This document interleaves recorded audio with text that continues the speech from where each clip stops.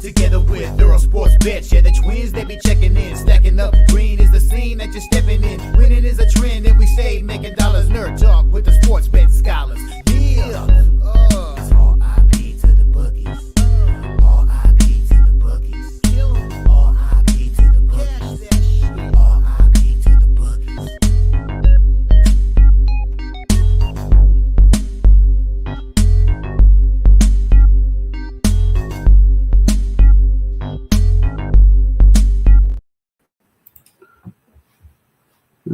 We are live. Welcome back to another edition of the Earle Sports Bet Show. My name is Nicholas Earle. I'm joined here as always by my brother Tim, and today we have a small card. We actually won't have a 2-hour show today. I know, we're sad. It won't be a 2-hour show today. Maybe it'll be an hour. Because we do have, I believe, 6 games in the NBA, so a nice light card in the NBA, and then 9 games in the NHL. So we get an okay NHL card to help us through our day here. But we do get some afternoon baseball. We get a couple 1 o'clock games. We get a couple 4 o'clock. We get 1 4 o'clock game and a couple 7 o'clock games. So we'll be done with baseball pretty early today. I've already moved on 2 games. Yep. So I'm excited about today's card. Even with it being a small card, we'll quickly recap yesterday. The sport that put me in the black yesterday. The NBA. Yeah, I didn't even look at it. The NBA is the reason why I finished in the black yesterday. I finished 2-0 in the NBA. Nice. Cleveland to -10.5, never in doubt. They totally weren't down 6 through the first quarter, 7 at halftime, and then they ran away with the game in the second half. In the second half, they outscored the Knicks 71-45. Yeah. And covered the 10.5. And then Miami +11. They said, fuck those points. They won outright. Who did they play? Against Boston. Yeah. 124-103 against Boston. I thought that was a good spot for the Heat. I didn't think Heat out. I think Markel mentioned it. Heat outright yesterday. I said, why not? 4-1. So great call on that one. So things you'll have to see there. 2-0 in the NBA. 1-2 in the NHL. Thank you to the Kraken for allowing me not to reverse sweep with a absolute belt-to-ass game against the Vancouver Canucks, 5-0. Colorado team total over 4.5. I've made rules for myself that I don't bet team totals at 4.5 or higher in hockey. I should have stuck to that. And I think that's the same thing with 5.5s for me in baseball for the most part. I don't bet anything higher than 5.5 or in baseball, 4.5 in hockey, and this is the reason why. 3-2 overtime win for the Colorado Avalanche at -360 chalk yesterday. And the Panthers lose as well. The whole world cashes with the Leafs yesterday. It happens. 1-2 in the NHL. 5-5 down, I want to say 0.35 units in baseball. Started off with 2 winners to start the day. That Texas-Cincinnati under could not have been any easier. 1-0. And I'm back on another Reds under today. We'll talk about that in a few minutes. Pittsburgh-Tampa Bay under 3.5 first 5. Paul Skeens shoved. Ryan Pepe, it was good enough. So nice one there. The White Sox got blown up yesterday. The first 5+1/2 did not come through. They ended up losing the game 6-1. Toronto team total over 3.5 was a winner. That was nice there. As I wanted to fade Mackenzie Gore, I just didn't know what I was going to get from Nathan Easton. Nathan Easton. He pitched pretty well for the Blue Jays yesterday. They get the 4-2 win there. Under 7.5, even money with San Fran and Houston did not get there. That game ended up finishing 6-3. 5 runs in 2 innings. In the first 2 innings given up by Framber Valdez. I did not expect that at all. Boston first 5 gets the job done yesterday. I noticed I didn't bet the first 5 over yesterday. I didn't want to bet the first 5 over with my boy Garrett Crochet, newly extended Garrett Crochet.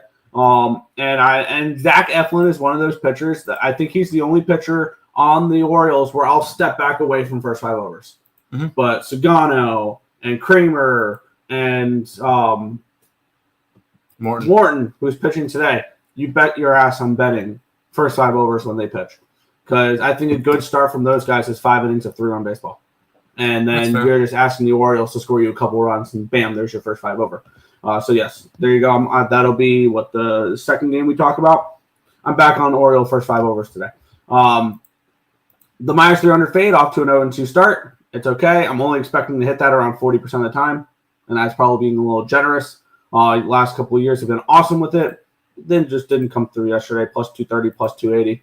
I will track that this year, and we will track the -300 fade because I promise you, it'll be profitable at the end of the year. I promise. And then we have Diamondbacks, Yankees under 7.5. They made me sweat that one yesterday. 4 runs in the first 2 innings from the Diamondbacks. That's all they end up scoring. Volpe with a 3-run shot in the bottom of the ninth made me sweat a little bit. But the under 7.5 there when everybody else was on the over. That was a nice one to catch there. Dodger online got, of course, the one time I bet the freaking Dodgers. They don't cover their run line. But there was definitely plenty of opportunities to get on the Dodgers live. And they came back from 5-0 for the first time since the World Series. Yeah. The Dodgers win the game. The Braves are 0-7, but they do not cover the run line. So that ended up costing me a winning day yesterday in baseball. But I was up 0.9 units overall yesterday. Thank you to the NBA, really, for that.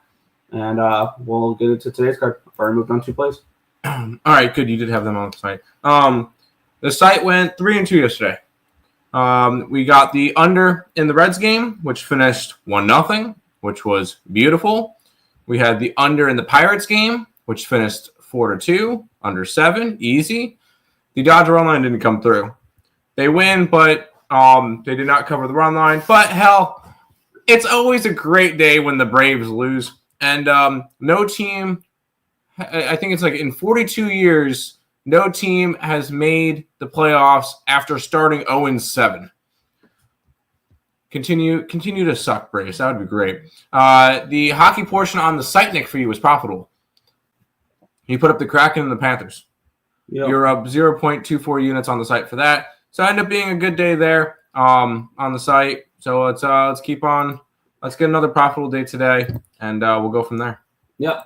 Let me also one more thing I forgot to go over. Let's quickly recap it here because I gotta find it there. Here we go. The standings for the baseball contest. Mm-hmm. The person putting in plays under 446 is 4-2. It's not actually. We know it's not 446. That's why I put it in quotation marks, like the air quotes there. Doesn't count. Yeah. Occupancy 8-7, up a unit. I noticed he hasn't put in plays since like the first day or the second day. That's fine. Neil's 1-0.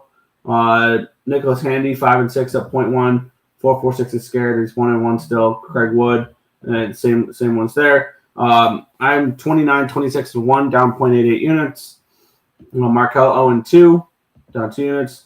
Roberts 26-32, down 4.78 units. Tim, you're 20-26, down 5.15. That's fine. Still plenty of time. It's April 3rd. Untouchable is 29-34, down 5.61 units. A fall from grace from him because he started off the year up 13 units. Mm-hmm. Just feel bad, but I love his betting style though because he takes some shots. Yeah, that's fine. So he takes some shots, and when he does hit, that -5 units can erase way quicker than most people in this contest. Mm-hmm. And then Coyote sitting in last by only 0.06 units. He's 23-30-1, down 5.67. And we'll mention one thing with the standings. Our quote-unquote biggest supporter has still yet to put plays into the contest. So I do not consider him our biggest supporter anymore. Mm-hmm. And he knows who we're talking about. But let's go ahead and and go to the chat, say hi, and then we'll go from there. Here is where you can go and put in all your plays for the contest. You get a t-shirt if you are the best record by the end of the month. Guys, it's a free contest. There's no excuses. I don't want to hear, I want to give other people a chance, or, I would win easily, or, this, or, that, or underwear, or whatever. There is no excuses. I do not want to hear any more excuses. If you're not in the contest, and you say, oh, I had a great day yesterday, I'm going to look at the contest and go, you went 0-0. I don't care. So there is no excuses. Put plays in the contest. Nick, read this one real quick because I don't understand it. I just bought no contracts for 2 cents in will the national debt be reduced by the end of Trump's term. Pay out $1 if I'm right. Deficit will get cut for sure. Probably not the debt. There you go. Where do you bet that? Because I'm trying to remember where the because I remember there's a site where you can basically there's a site where you can bet on stuff, but in terms of like stocks. Yeah. Like I remember during the election you can bet on Harris and Trump stocks that like if you would win it would go up to $1, and if it would lose it would go down to nothing. But you can buy it for like 45 cents, 50 cents, and like you have your betting odds there, type of thing. So yeah, that's not a bad look, especially when you're buying in for 2 cents. You're basically playing 50 to 1 odds.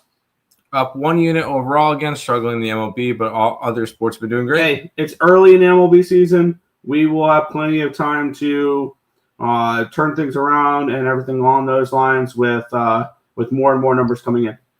Nicholas Handy's here. My Dodgers are scary good. Mets have no shot. Sorry, Earls. Man, that's weird. I thought you were a Yankee fan, but I guess they start losing and you're no longer a Yankee fan. What a bandwagon. They're late, by the way. And you're still not in the contest, by the way. We got a special guest. Nope, no special guest. Just the normal people who are on the show. The people who started the show. I am not a special guest. Stop fucking saying that. It is really pissing me off.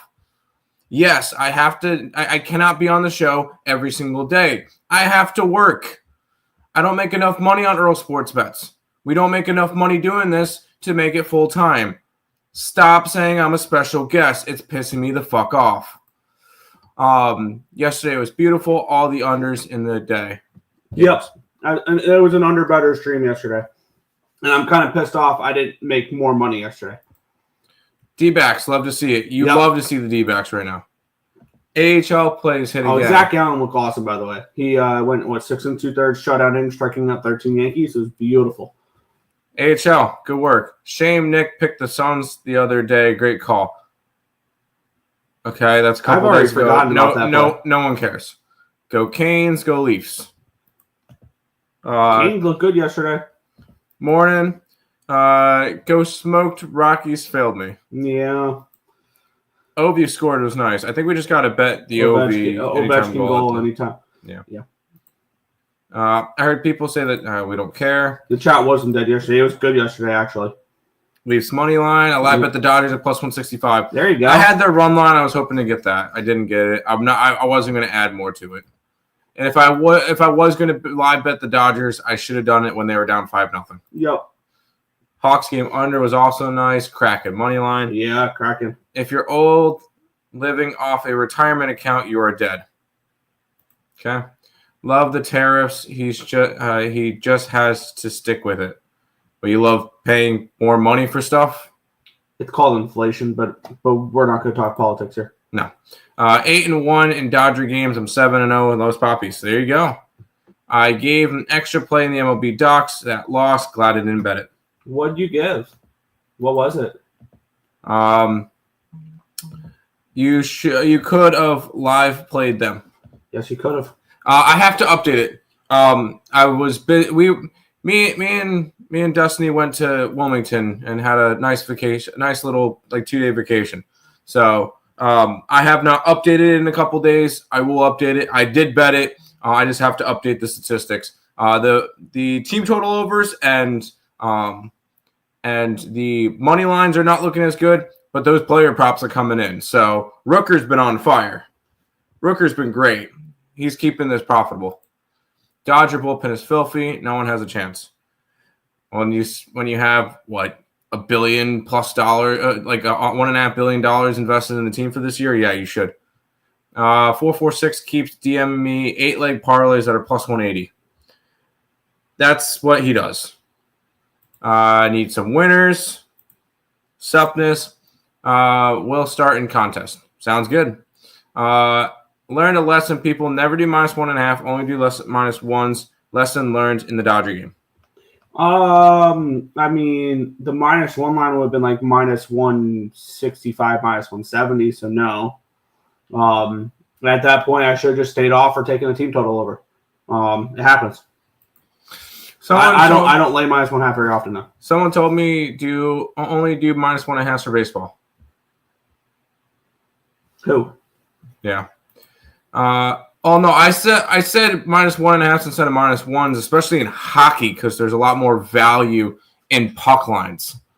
Like puck lines are a lot bigger plus money, where I think it outweighs pushes. But that's just me. Because the only thing you're doing when you're grabbing -1 instead of -1.5, I'm lowering my juice and I don't care about pushing. You're not going to get as much value because you are basically saying, if I don't win, I hope I push. And the way I look at it, if you're laying -1 lines at plus money, fine. -1 lines at minus money is turning a dog into a favorite, per se. How? That makes no sense. It's taking a big favorite, making them a smaller favorite. No. I just with only a push if they win by 1. That's all. But the thing is, you're taking juice. If the puck line is plus money and the -1 is minus money, you're essentially paying more juice so you can get a push. I'm buying down the favorite. No. Yes. I don't see it that way. I do. And it's just a different it's a different, what do you call it? It's a different philosophy. Both Earls in the hole. And you still have not put in shit, so I don't want to hear it.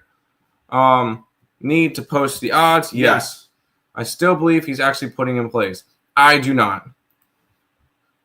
If I was to sign up, I would be number 1 with the Dodgers and those puppies. Then sign up. Then sign up and do it, Fernando. Do it. Okay. Yeah, no. I just want to. Oh my God! Please don't do that. Stop. Nope. We do not need that. That is dog shit. It's loser talk. It is loser talk. Robin Hood. I'm not much for the contest person, but I will rock. See, Nathan's even in it. Everyone that is in the contest are my sons. Nope. Don't want to hear that. Oh man, what did I miss? Holy moly, long chat. Yes, a lot of chat today. I always thought he was a special guest. Timmy, I know. Ovechkin bans to make her dance. He's going to keep scoring. A couple of sites do the bet anything you want. Kalshi, that's the one I was thinking. Kalshi, there you go. Poly Market. I think the Phils dominate against the Rockies. Can we trust Taiwan Walker is the question. So that's the first game we'll be talking about. Ovi has to get a hat trick tomorrow against the Hawks to break his own record before Gretzky sets his. Oh, like with games played? Inflation. Yeah.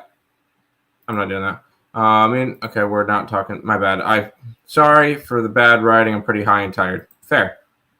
We're not doing that. I'm sorry for bringing it up.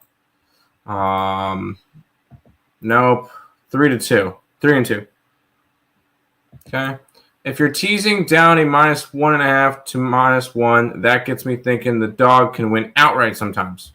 No. It's me betting a favorite at less juice. And the cost of me betting a favorite is a push could be involved. That's my thought process behind it. The thing is, if I'm betting a favorite, I'm thinking they're going to win handily. I'm not worrying about those extra, them only winning by 1. That's just not something I think is going to happen. So that's just me. Think I had +2 units in the contest yesterday. You had a good day yesterday, I believe. I think you're up like 2.3 something because you lost with the Dodgers, which was like an added play for you, but you had +3.36 units on the other one, so you were up like 2 units yesterday. I love the smack talk. Hello, Iceman. I heard you passed away. Yep. Games played. Okay. So you won't skip mine. So you skip mine, but read the ones you want. I was going to skip over the politics ones. I was sorry. I'm sorry for bringing those up. ISEX, get your ass up and make the money. The contest that is MIB. Oh, it's only MLB. Yes, it's MLB, only MLB. Because baseball is the best one. Explain why. Tariffs? I'm not getting into politics. That's just not happening. I work graveyard shift. This is my nighttime now. There you go. All right, Nick. Sports time. Yep. We'll get started. We only have 5 games in the MLB, and we'll get started with this one here, the Colorado Rockies and the Philadelphia Phillies. The Phillies, when I typed this up, minus 225 this morning, it is no longer minus 225. Let's get into it. This line opened up with the Phillies as minus 210 favorites. They're now up to minus 230, and then it's down to 190. So we have added a 20-cent line movement here towards the Colorado Rockies. Line opened up at a 9. It's now a 9.5. So we have moved towards the over here as well. One thing I've noticed is today, the most popular over is, it's now 91%. Earlier when I bet the under in that game, it was 85%. So we are not seeing 99, 99s or 98s, 97s and stuff like that for overs today, which is interesting to see. We have 92% of tickets, 93% of cash is on the Phillies. The line's moving towards the Rockies. 73% of tickets, 77% of cash is on the over in this one as well. One thing I want to look at here, and I'm gonna see if we have confirmed lineups, and maybe with the way the line is moving here towards the Rockies, tells me that we could have some players sitting today. Schwarber, Turner, Harper, Bohm, Kepler, Castellanos, Real Muto, Stott, Marsh. Are you missing someone here? Harper's playing, Turner's playing, Schwarber's playing, Bohm is playing. I feel like we're missing somebody in this lineup. Am I wrong? I don't know. You said them really quickly. Schwarber, Turner, Harper, Bohm, Kepler, Castellanos, Real Muto, Stott, Marsh. Not that I know of. And then on the other side, Doyle, Tovar, McMahon, Goodman, Tolia, Martini, Stallings, Moniak, and Freeman. I like that Moniak pickup for the Rockies. We have Antonio Senzatella taking on Taijuan Walker for this matchup here. Taijuan Walker is going to be one of those spot starter type of guys when you need somebody, a 6-man or something along those lines, which I think eventually that role will become Andrew Painter once he gets built up through the in AAA. A little bit, he'll come up to the Phillies and shove. Last year was a year from hell for Walker. Started 15 games, appeared in 19. He went 3-7 with a 7.10 ERA. 83 and 2/3 innings pitched, 58 strikeouts, 37 walks, and 24 home runs. He has not pitched yet this season. Antonio Senzatella, I believe, had a nice start in his first one, if I remember right. Yeah, he went up against Tampa Bay, looked good. Only went 4 1/3 innings pitched, but only threw 78 pitches. No one runs on 9 hits, 2 walks, and no strikeouts. So everybody put the ball in play against him. Or my bad, there was 2 walks. 9 hits. He scattered 9 hits among 4 1/3 innings pitched and 2 walks. 11 base runners in 4 1/3 innings pitched. Gave up no earned runs. He's about to get smashed, isn't he? Against a lineup in Philadelphia who can do a lot worse than what we see from what we saw from Tampa Bay. Taking a look at these bullpens, the Rockies' bullpen's actually not been terrible this year, if I remember right. I think their bullpen's been bad. Their starting pitcher's been good. Yep. My bad. And for the Phillies, their bullpen's nice and rested. Alvarado went 13 yesterday. Strahm went 30 yesterday. So Strahm will be the only one not available there. They'll have Kirkland, they'll have Romano, they'll have Banks, they'll have Ruiz. They'll have their full echelon of relievers other than Matt Strahm. On the flip side, the Rockies had Shavili through 13 yesterday and Holverson through 12. Other than that, they'll have Vodnik available, Herget, Peralta, Kinsley, Bird, Alexander. They'll have basically their full echelon of pitchers as well. So we get 2 bullpens ready to go in this game. Something tells me Senzatella gets hit here in this spot against this Philly lineup. And same with Walker. This market screams Walker gets hit. And this first 5 is a 5.5 now. When we look at it here, line opened up at a 5. It's now 5.5. Line opened up minus 205 for the first 5 for Phillies, down to 170. Walker's going to get hit in this game. Question is, how do you approach betting this? Is this Rockies' first 5? Is this Rockies' team total? But they've scored 1 run each the last 2 games. Granted, they faced Christopher Sanchez and Zach Wheeler. Taijuan Walker's a little bit different. On the flip side, the Phillies, they've put up 11 runs in the 2 games so far this series. And we're starting to see some 10s out there too. This is an over. The question is it first 5 over? It's full game over. Is it just a Rockies team total over? It's a Rockies first 5 team total over. I need to figure out how I'm going to bet this, but I want to figure out a way to get involved in an over in this game. I'm already with you. And I got to grab it quick because I'm already starting to see some 10s popping up. Yep. I'm getting 9.5 and minus 113. I think both pitchers get smashed. I'm not high on Sensatella. I think the Phillies hit him, and Walker is a pitching machine. This has the real making of it being a 9-8 game at the end of the game. Yeah, and then also it's supposed to be 70 degrees. Anywhere between 70 and 76 degrees with 16-mile-an-hour winds blowing straight out to center. Yeah. Here's the thing: we have 2 bullpens ready to go, and I think we'll be fine. I want to isolate just the first 5 because I think both these bullpens are going to be fine in this game, and I wouldn't be surprised if once because I want to face specifically Walker and Sensatella. Yeah. Sensatella having 11 base runners and he recorded 13 outs and didn't give up a run. That's going to regress in this game. I want to target him here. First 5 over 5.5 for me, minus 110. I just took the over in general. That's how we're going to roll. A lot of chat. Utah, UTC money line. Is that? Sounds like soccer. Does sound like soccer. I thought it was Men in Black. Yeah, I did too for a minute. That's because when I saw it, it looked like MIB or whatever. That was kind of funny. Yes.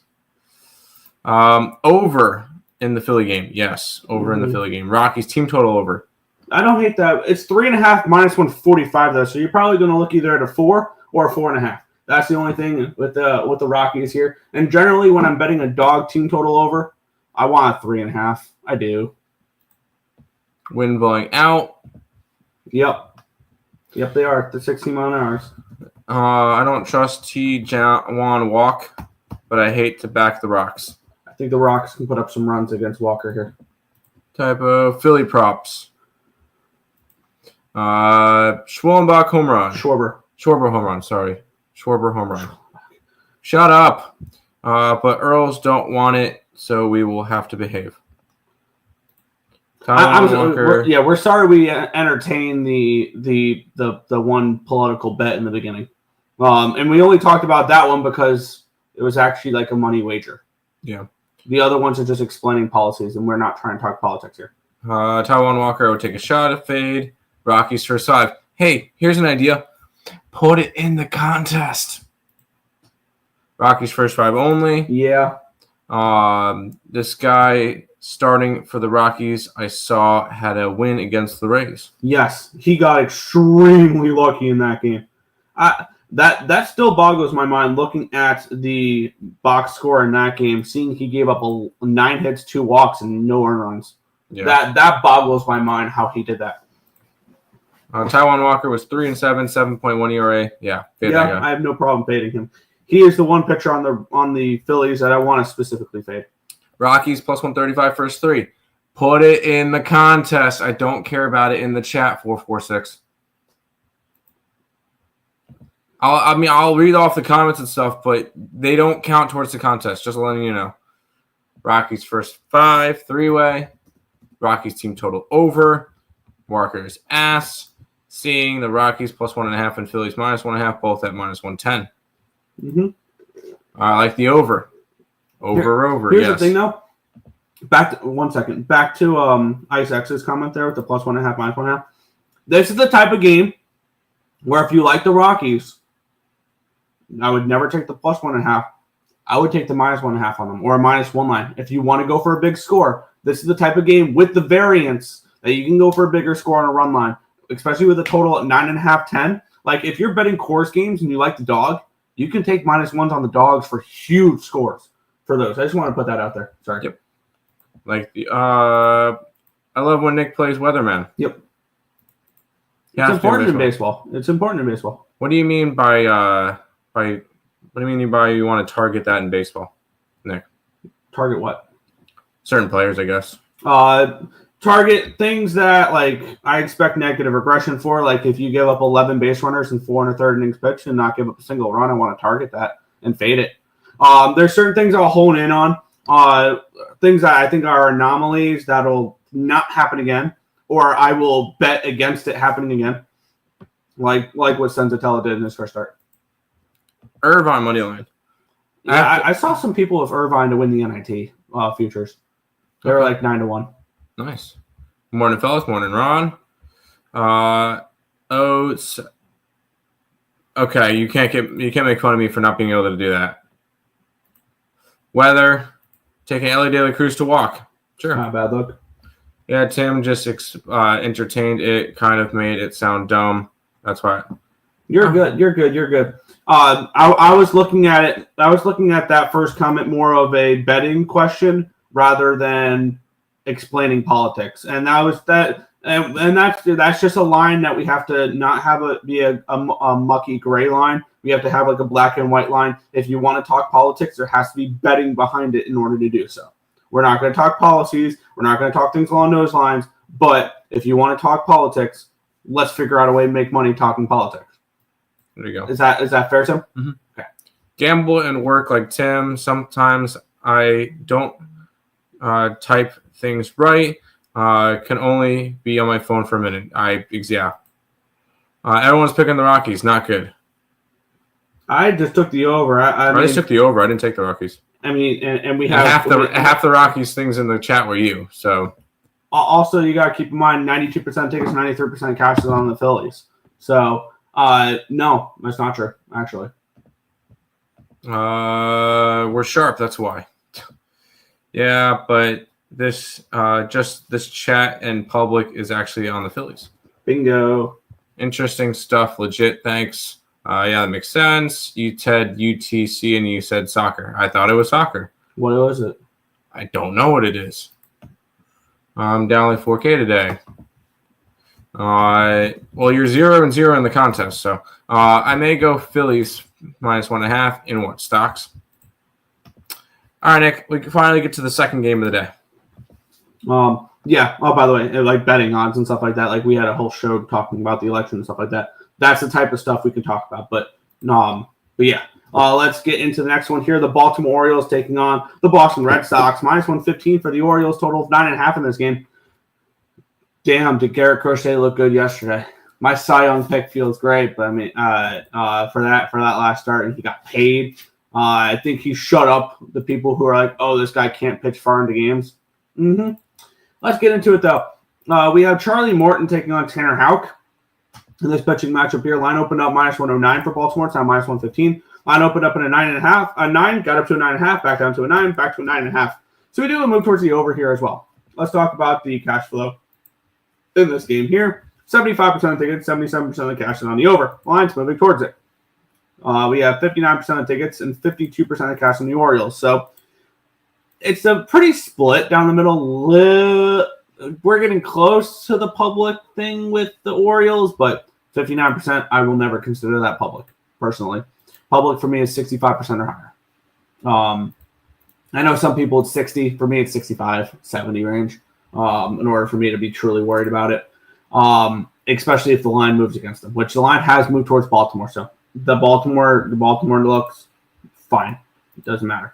But looking at the pitching matchup here in this one, we have Morton, who looked like he was 41 years old last game.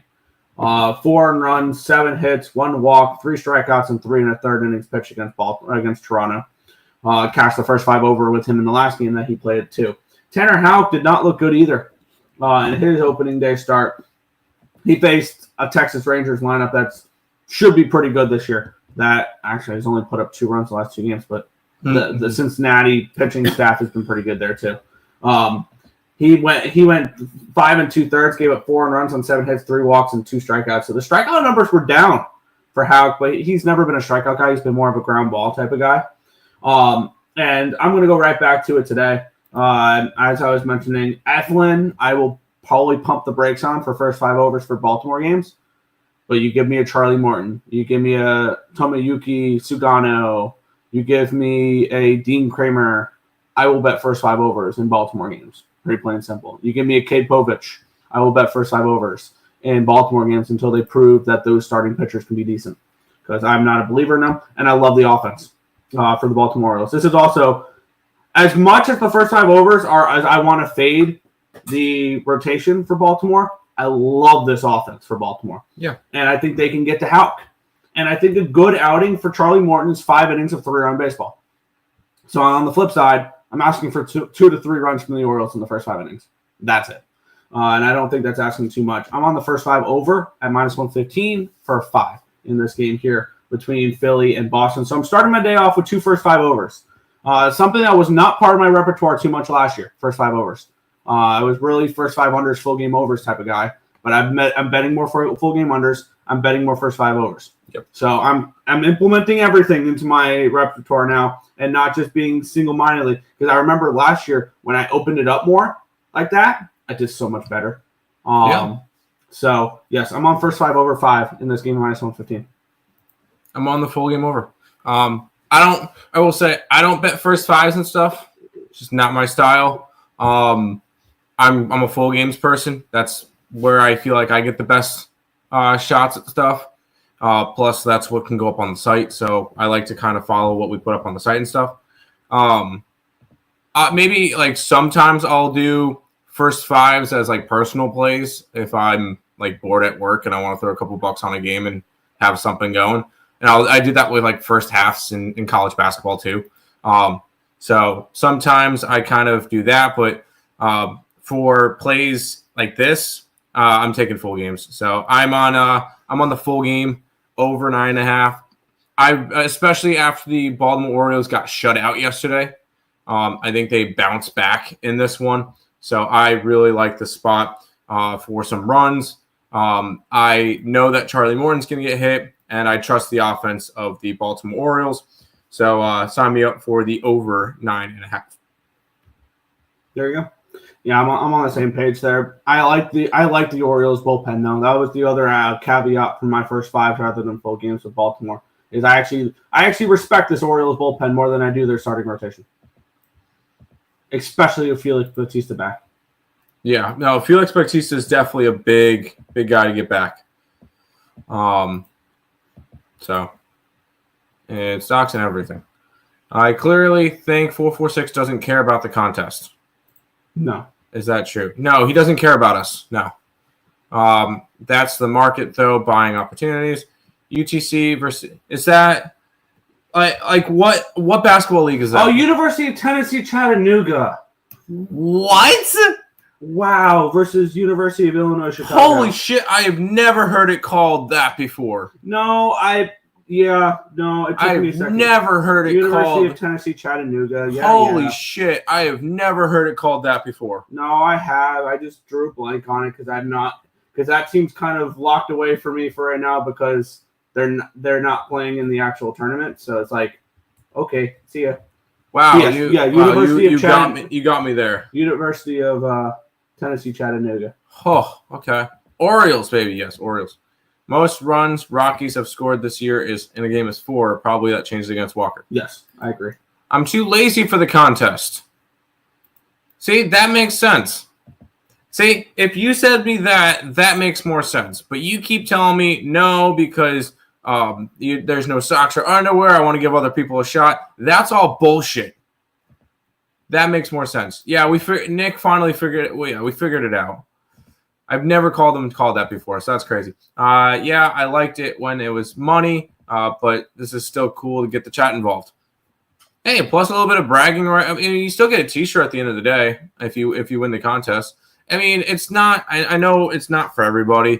I just want to have a little bit of fun. Unfortunately, ESB doesn't make enough money to make it a money contest. And when we tried to make it a money contest, people complained that we made it member only because we needed some way to fund the contest.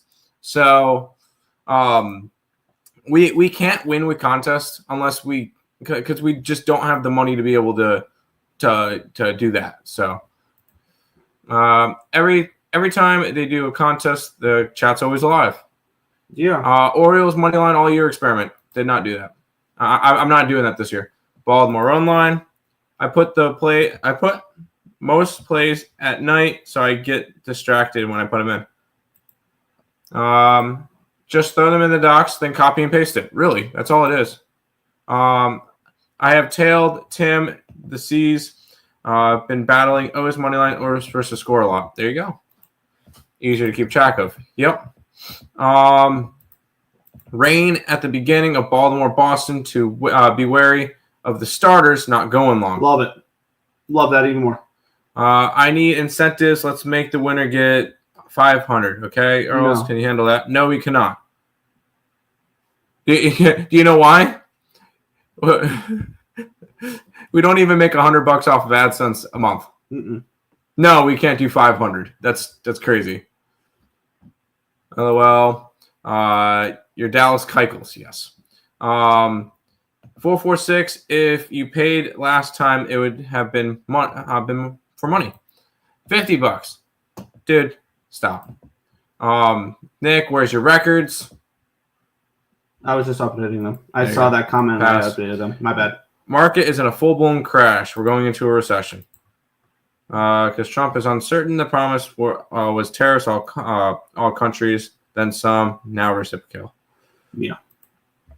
I do like the Red Sox. Fade Morton.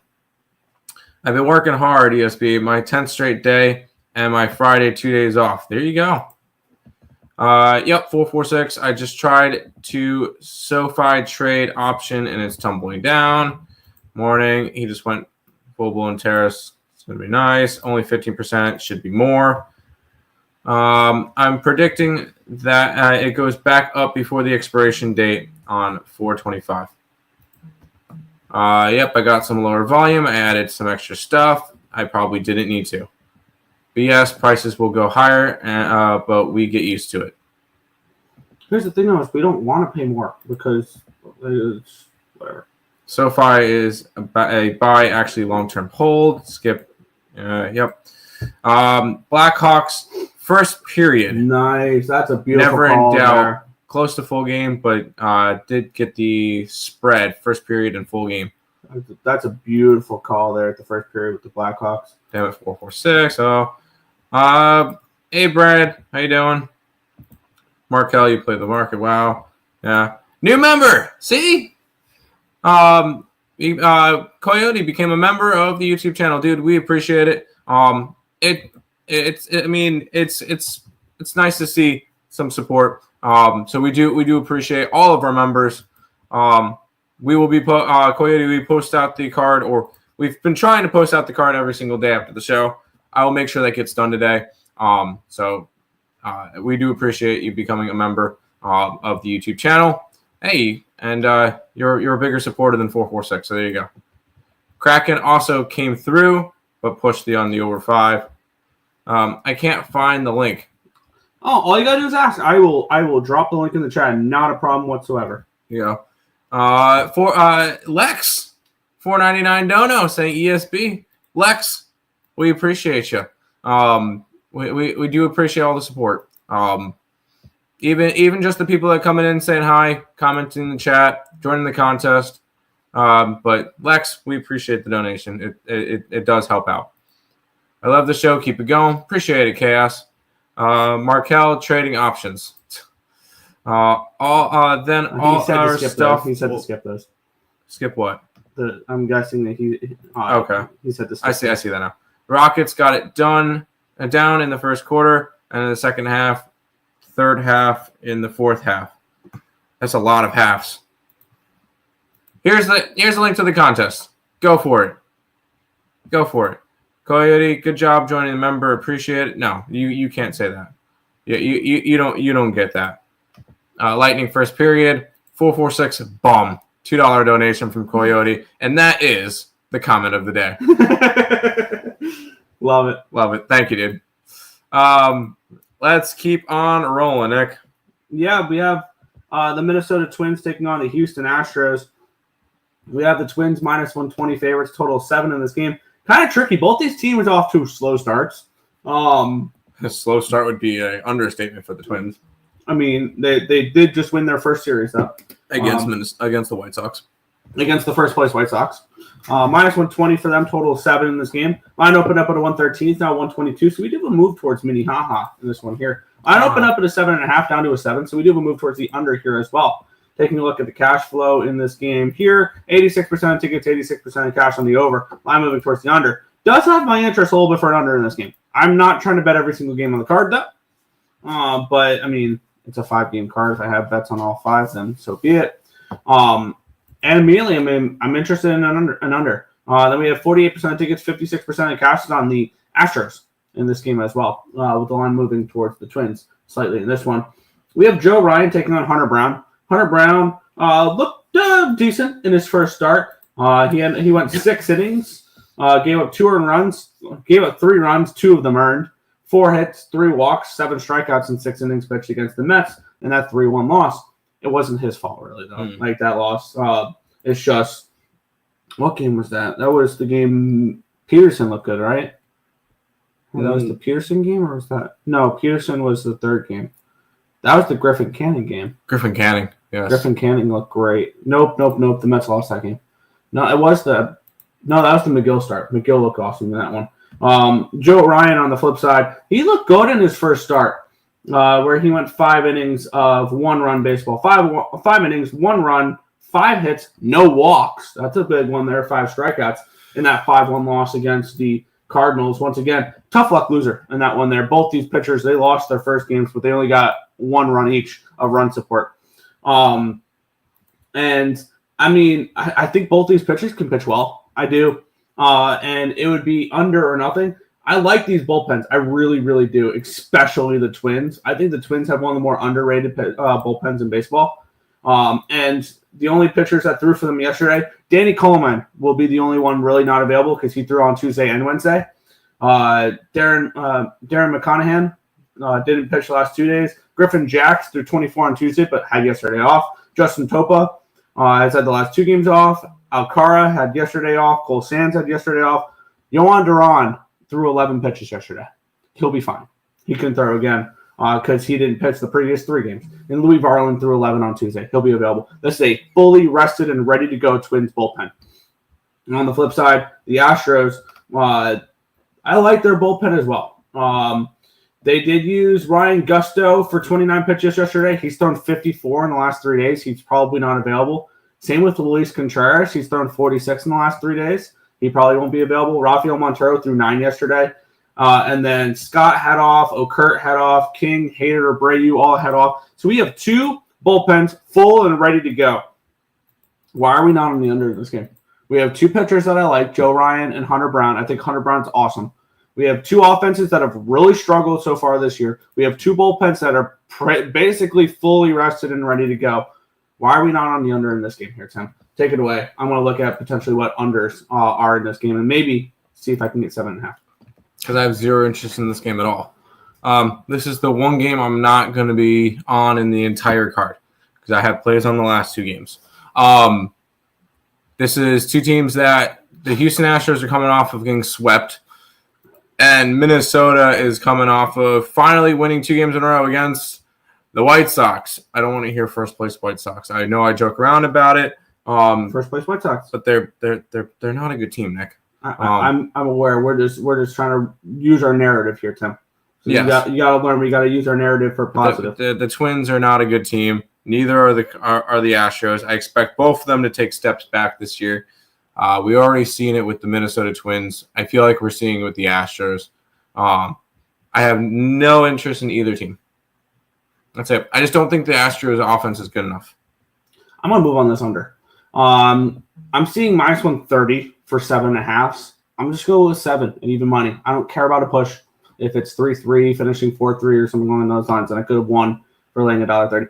I'll take the even money on this one here. No vig for under 7.5. Both the and this is an Astros team I bet an under on yesterday and it lost. I'm going back to the Astro under here in this one, under 7 even money. I might have a play on every game. I probably will stay off actually the next one with the Yankee game, but I did bet the Reds game as well, and they're all totals today. How rude! No, Koyu's right. You're a bum. Houston Astros. Probably just 2 nerfies and Orioles first 5 and full game under for me. You say rude shit all the time. I'm going for the Astros. Really? Brad's going for the Astros. This is new here. I like the underwear here. Also Astros. Happy Joe Ryan Day. Fernando, you have ESP underwear. Nobody has ESP underwear because the site that we have our merch on does not have them. Wow, what is first 5 under. It's like 45 degrees outside. Rob, Twins, or no side. I want nothing to do with it. Twins are usually used to cold weather more. Twins money line. Twins game first 5 3-way draw plus 440. What happened to the sponsors? Energy drink. Yeah, we got nothing from them. Yeah. It wasn't even worth our time. I mean, we still have SeatGeek. You can use the promo code ESB, save you 20% off your first purchase. But we don't have like any other sponsors. Yes, 446. Your mom face then to me. All right, easy there. Game under. I can see an under. First 5 under 4. They're a 70-win team. White Sox. Wind out. Joe Ryan is a fly ball pitcher. Fly balls become home runs, even in cold weather. Will we end up grabbing the Astros to win their division later in the season? No. I got plus 170 preseason. I believe plus 170 preseason. Maybe if you get 4 to 1, 5 to 1, I'll take a small shot on them. No. But I'm already invested in that just because I bet the Astros to win the division every year until proven otherwise. No, I'm not interested in it. 100%. Yeah. Tailing the under. Sox games aren't that pricey to use promos. Yeah, they aren't that pricey. Yeah, because I think it's like a minimum you have to spend like like $50 or something like that for the 20% off. Why isn't 446 a mod? Because we don't want them to be. Orioles win blowing out. I like it. I'm just dabbing in it. 446 trade options. There you go. We got two more baseball games, and we're 53 minutes into the show, Nick. Hey, yeah. It is what it is. Baseball brings out the best in us, right? We have the New York Yankees taking on the Arizona Diamondbacks, trying to avoid the sweep. The New York Yankees. Line opening up at a 107 for the Yankees. It's now 112. It did touch 129 at one point. Line opened up at a 9 and even minus 120 for the over. It got up to a 9.5. Now we're seeing 10s across the board. Let's take a look at the cash flow. 87% of tickets and 89% of cash is on the over in this game here, with the line not moving. 74% of tickets, 72% of cash is on the Yankees as well. The line is moving towards the Yankees. Did cash with that under 7.5 yesterday. I actually cashed an under in a Yankee game. I will look to try to continue to do those. Not a chance but I'm going to do that, though. Cookie Carrasco on the mound. Not going to happen. He appeared in one game so far. He pitched 2 innings. I'm guessing this was out of the pen in that 20-9 win for the Brewers. He gave up 3 earned runs on 5 hits, no walks, 2 strikeouts. He looked terrible in that start. Shocker. Carlos Carrasco at this stage of his career is still bad. Merrill Kelly was on the opposite side. He looked good in his first start against the Chicago Cubs. He went 5 1/3, gave up 1 earned run on 3 hits, 4 walks, and 1 strikeout. That's 4 walks, though, and only 1 strikeout does concern me a little bit. But I believe that was the game they got the win. I have no interest in this game whatsoever. I kind of lean Diamondbacks to complete the sweep if I had to bet anything in this spot. But with that being said, I have way more interest in the other 4 games than I do this one. Oh no, I took the D-backs for the sweep. It's amazing what happens when the Yankees don't get to play the Milwaukee Brewers, who are dog shit. And this is 100% an Arizona Diamondback spot for me. I love Merrill Kelly, and on the opposite side you got Cookie Carrasco, which I know somebody normally brings up ERAs and stuff. How about the 13.5 ERA for Carlos Carrasco? 2 innings pitched. Mr. 446. Nick, I'm joking. I don't really care about it. But I know he's brought up some of ERA stuff with some pitchers that I took for Cy Young and stuff. So I figure I kind of throw that back at him. But no, I love Merrill Kelly. I think he's going to be an absolute solid pitcher. Carlos Carrasco, the fact that he's still pitching in 2025 is hilarious. Although, hey, I respect for him. I mean, he gave a couple years in New York, but but no, this is give me the Diamondbacks today. Sure. I always love the people with 2 names. Joe Ryan. What's up with these Yankees? They're not playing the Brewers. If you want me, The Brewers are playing better baseball. We'll talk about them in the next game. Yeah, I know. I mean, I'm going to be taking the Brewers today, but D-backs money line. Rodon is what's wrong with them. Rodon struggled yesterday. I expected him to pitch well yesterday, which he pitched well enough after the first 2 innings to keep that game under the total. So I'm fine with it. D-backs team total over 10. Cookie has pitched good in the spring, but no way I could bet him because the spring doesn't matter. D-backs, money line, and over 10 parlay. I like it. Pass. Little League Mickey Mouse Field. If the Brewers are dog shit, what are the Royals? A very young team that's got a lot to do. Overrated. Put some respect on my team. I'm just not a believer in the Brewers this year. If I ever was going to bet against my team, today is the day. Give me the Snakes. So you're a fraud fan. Oh, you're a fraud fan. Oh my God, you're a fraud. No, you know your team. Go for it. Astros are cheeks. Royals are overrated, and Brew Crew is not that bad. Yeah, and here's the thing though. Is the first week of the season's always overreactions. This is why the NFL week 2 is usually the best week to bet. Is because everybody will overreact on what they saw in week 1. And I feel like we can make money on some of these overreactions from week 1 going forward the next week or so. Especially when the Braves are going to go and sweep the Marlins. Yeah. And we just take the run lines every single game in that series and things along those lines because they're not playing in California against 2 of the best teams in baseball. Yeah. So there's definitely going to be overreactions and things along those lines. So there'll be value on some spots. But we'll move on. Last game on the MLB card before we get into the NBA. We get to the Milwaukee Brewers taking on the Cincinnati Reds, minus 115 for the Brewers, totaled 8 in this game. Taking a look at the line history in this one here, where it opened up at, if it'll load, that'll be cool. There we go. Brewers minus 105. It's now Brewers minus 114. Line opened up at an 8 at minus 120. Got down to a 7.5, but back up to an 8. And it's moved 4 cents towards the under since the opening line. Let's take a look at the cash flow in this game here. 98 per there it is. 98% of tickets, 98% of cash on the over. And all of a sudden now that all the money is coming in, all the public money is coming in, 95, 95, 97, 98, 98 on the overs today. So public all over overs now. Cool. Makes me a little bit nervous about my early overs, but I think I'll be okay. With the total, sometimes you gotta take it with a grain of salt. If it's moving towards the under, then maybe you look towards the unders. But we have Milwaukee with Nestor Cortez on the mound, which I don't think you could have pitched any worse if you were Nestor Cortez in your last game. Yep. Like his stat line was impressively bad. 8 earned runs, 6 hits, 5 walks, and 2 innings pitched, 2 strikeouts. He threw 64 pitches. Gave up 5 home runs. I don't think the Reds are going to do that today. I think that's pretty plain and simple.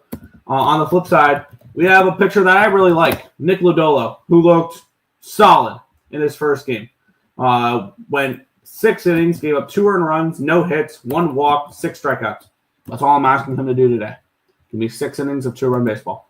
Give me 5 innings of 2-run baseball, and I think we'll be fine here. Because I think Nestor Cortez bounces back today. And so does the market. Line moving towards the Brewers, line moving towards the under. I want to take a look at what the first 5 has done as well, because I'm on the first 5 under 4.5 at -130 in this game here for a Nestor Cortez bounce back. And we are starting to see some 4s out there. Line opened up, okay, and it has moved towards the over in the first 5, but it's moved towards the under the full game. Makes me a little bit nervous, but it is what it is. We have, and then, yeah, so it went open up 4 -110. It's now 4.5, 4 -125. We are seeing some 4.5s out there. I'm still okay with my bet. I still don't mind my bet. And one reason why I took the first 5 rather than the full game under for this one, even though the market suggests otherwise, is look at what the Brewers bullpen has done the last few games. McGill, Koenig, and Uribe have all thrown back-to-back days. None of them will be available. So my question is, who's going to be the big arm coming out of the bullpen here for the Brewers today? Joel Payams, like Brian Hudson, Elvis Perego. Like, this is a bullpen that has question marks on it right now. And the Cincinnati Reds, their bullpen is fine. Like, their bullpen, Tony Santillan threw 17 yesterday, Emilio Pagan threw 14. They have a full, fresh, ready-to-go bullpen, including if they need length. Graham Ashcraft's available. He last pitched on Saturday. Taylor Rogers didn't pitch yesterday. Brent Suter hasn't pitched in 2 days. Sam Moll hasn't pitched in 2 days. Barlow had the day off. Very, very rested bullpen for Cincinnati. My main worry was the Brewers bullpen, which is ultimately what kept me off the full game under or the Brewers in this game. If you want the Brewers, I would look at them first 5 or first 3. I think the Brewers probably win the first 5. The bullpen makes me nervous about the full game, but I do think the Brewers win the full game here. But I'm going to back Nestor Cortez to bounce back in this game with the first 5 under 4.5. And I like Lodolo as well. So first 5 under for me. Well, we're gonna add the third play to the site. I really want to thread the needle in this one, Nick. Because I did take the under. I did take the under. I got 8. I also took the Brewers on the run line at +175. This is, although, I can get +175 on the site. I'm not touching the side on the site besides maybe going after a Brewers money line. Because I like both plays in this game. I think the Brewers. I don't think the Brewers are good. Let me get this straight. I don't think the Brewers are good, but this is a spot that I think the Cincinnati Reds have not looked good offensively, and that seems like a perfect bounce back spot for Nestor Cortez. Especially now not playing in a Little League stadium, playing in a little bit more of a pitcher-friendly ballpark, or a lot more of a pitcher-friendly ballpark. I think this is going to be where he can get a good start. Give me the under and give me the Milwaukee Brewers. Nick, do you like the Brewers at all? It's a slight lean towards them. It's not enough for me to pull a trigger or anything like that. But you're not interested in the Reds? No. All right. This is Brewers or pass for me. Brewers and the under are both going up on the site. No. And seeing that I like unders in the late games, for my home run late today, I did a double same game. I took 2 players from the early games, 2 Red Sox and 2 Red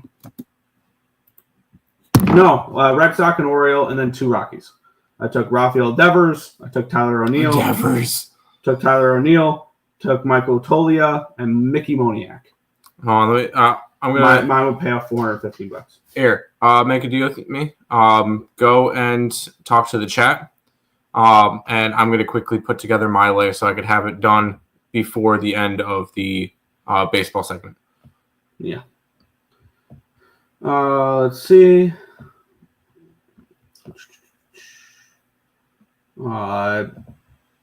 Ellie De La Cruz home run.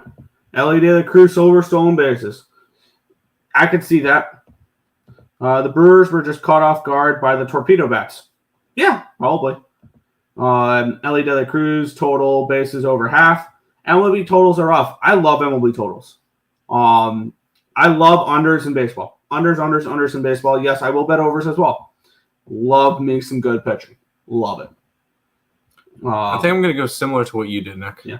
Under. Yeah. Reds money line. Brewers money line. It's a little bit different there. Me too. First 5 under. Low. Yeah. Rockies 3-way plus 192. Draw. Twins game 3. First 5 3-way draw plus 440. Whoa, that's interesting there. Twins game under 7. Love it. Ellie De La Cruz home run and so basically you love Ellie De La Cruz props. Yeah. Get it right. It's Lodola. Yeah. Ellie De La Cruz. There you go. In the Brewers money line. If anybody wants to tail, there you go. Looking for some plus money. There you go. I like the Brew Crew also, but gotta wait on the lineup. Fair. Reds for the win. Reds team total over as well. Fair. No way in hell I bet an under with nastiness. That's what everybody thinks. Yeah. Reds team total over 4.5. Told you not to bet a nasty Nestor under versus the Yankees, and they ignore me again. Okay. Here, ready? You think we're stubborn? You think we're wrong? Put the play in the contest. Put the over. Put the Reds team total over. Put the Reds money line. Put Nestor Cortez over earned runs. Put Nestor Cortez under strikeouts, under outs, over hits. Whatever the hell you want. Put it in the contest. If you think I'm wrong, put the play in the contest. Put your money where your mouth is. There you go. Devers does have a hit. He drove in a run yesterday. And no. Okay. That's disgusting. I went the opposite direction, Nick. I did the double like you did, but I took 2 Orioles with Rushman and O'Neill, and I took 2 Phillies with Harper and Schwarber. And I had an extra 10 cents in my flip, so $1.10 to win $4.49. Woo! No need to flaunt there, jeez. I know, right? Because I logged on after 2 hours of putting in my thing. Anyways, let's head to the NBA, which is.